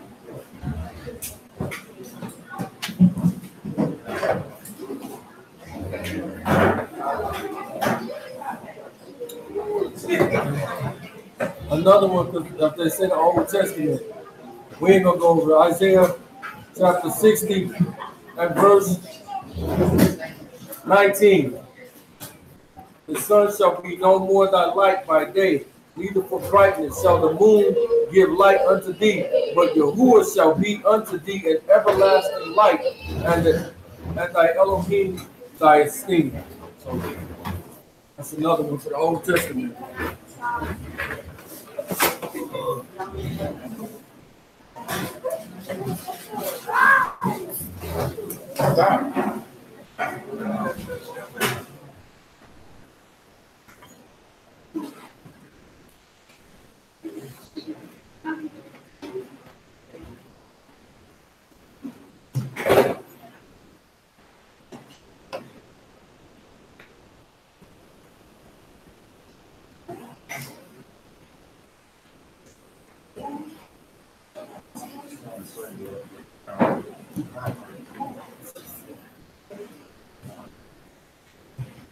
Father God, we thank you for the word that's going forth, Father. We pray that you would allow it to be nourished and strengthened, Father, according to your will, that you would supply the increase, Father, that the word may be used for the upbuilding and the uplifting of your kingdom, Father, that you would pour your Ruach into us, Father, and use us as vessels for your word to flow through, Father, so that we can speak a word of power and strength unto your people, those who you have chosen and deemed worthy of this truth. Father, we thank you for your exceeding mercy. We thank you for the blood that was shed, Father, for the remission of sin, that we can be looked upon as family, Father. The blood that was shed so that we can be looked upon as heirs and joint heirs, Father. Father, we thank you also for each and every person that we walk with in this truth, because we need one another. Your word says that we should confess our faults to one another and pray for each other, and that the prayers avail much, Father. We thank you right now for each and every brother and sister and relative that we have amongst this assembly. And we pray and ask, Father, that bonds will continue to grow and be strengthened, that relationships will continue to grow and be strengthened righteously and through your word. All these things we pray and we give thanks. So be it. So be it. Avinu Shabbat Shemayim. Avinu Shabbat Shemayim. Ikadosh. Ikadosh. Shenka. Shenka. Tabot. Tabot. Malkutka. Malkutka. Yeaseh. Yeaseh. Rasomka. Rasomka. Bareis. Bareis. Nasher. Nasher. Nasha. Nasha. Bashemayim. Bashemayim. Tein Lanu. Tein Lanu. Mayom. Mayom. Dikin. Dikin. Ikanu. Ikanu. Uslak. Uslak. Lanu. Lanu. Eight. Eight. Ashmatenu. Ashmatenu. Gasher. Nasher. Sukin. Sukin. Anaknu. Anaknu. Lasher. Lasher. Nashmu. Nashmu. Lanu. Lanu. Wa'al. Tabinu. Tabinu. Lede. Lede. Masa. Masa. Ki. Ki. In. Hatsulanu. Hatsulanu. Min. Min. Bara. Bara. Ki. Ki. Laka. Laka. Hamamlaka. Mamlaka. Wahagibora. Wahagibora. Wahatifare. Wahatifare. Lomei. Lomei. Ulami. Ulami. So be it. Hallelujah. Hallelujah. Before we break up, we got to discuss a few things. You got to. Sister Mommy got nothing. We got a couple announcements. Real quick. And we got a song. Can't forget about our song. Gotta get our praise on one time for the one time.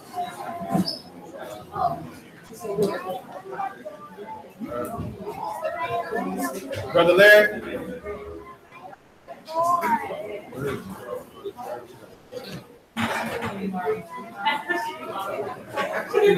You can set your station up, my brother.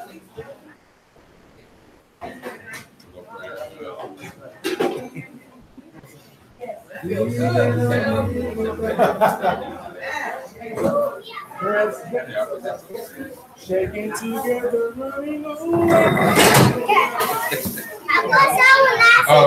So for everybody that's still Hold it down, y'all. everybody that's still tuning in and paying attention, we do have the gathering coming up. Hold it down. August 17th through the 19th.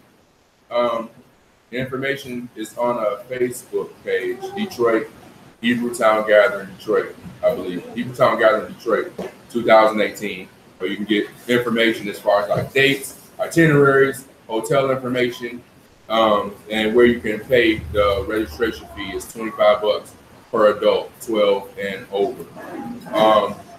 So I wanted to make that announcement for everybody who is viewing, who is interested in coming, who wasn't aware before we logged off. And we got a fish fry coming up. If you're local, Friday fish fry, August the 3rd. Come get some good food, some good word. Right here on 6 Mile in Southfield. 6 Mile in Southfield. Okay.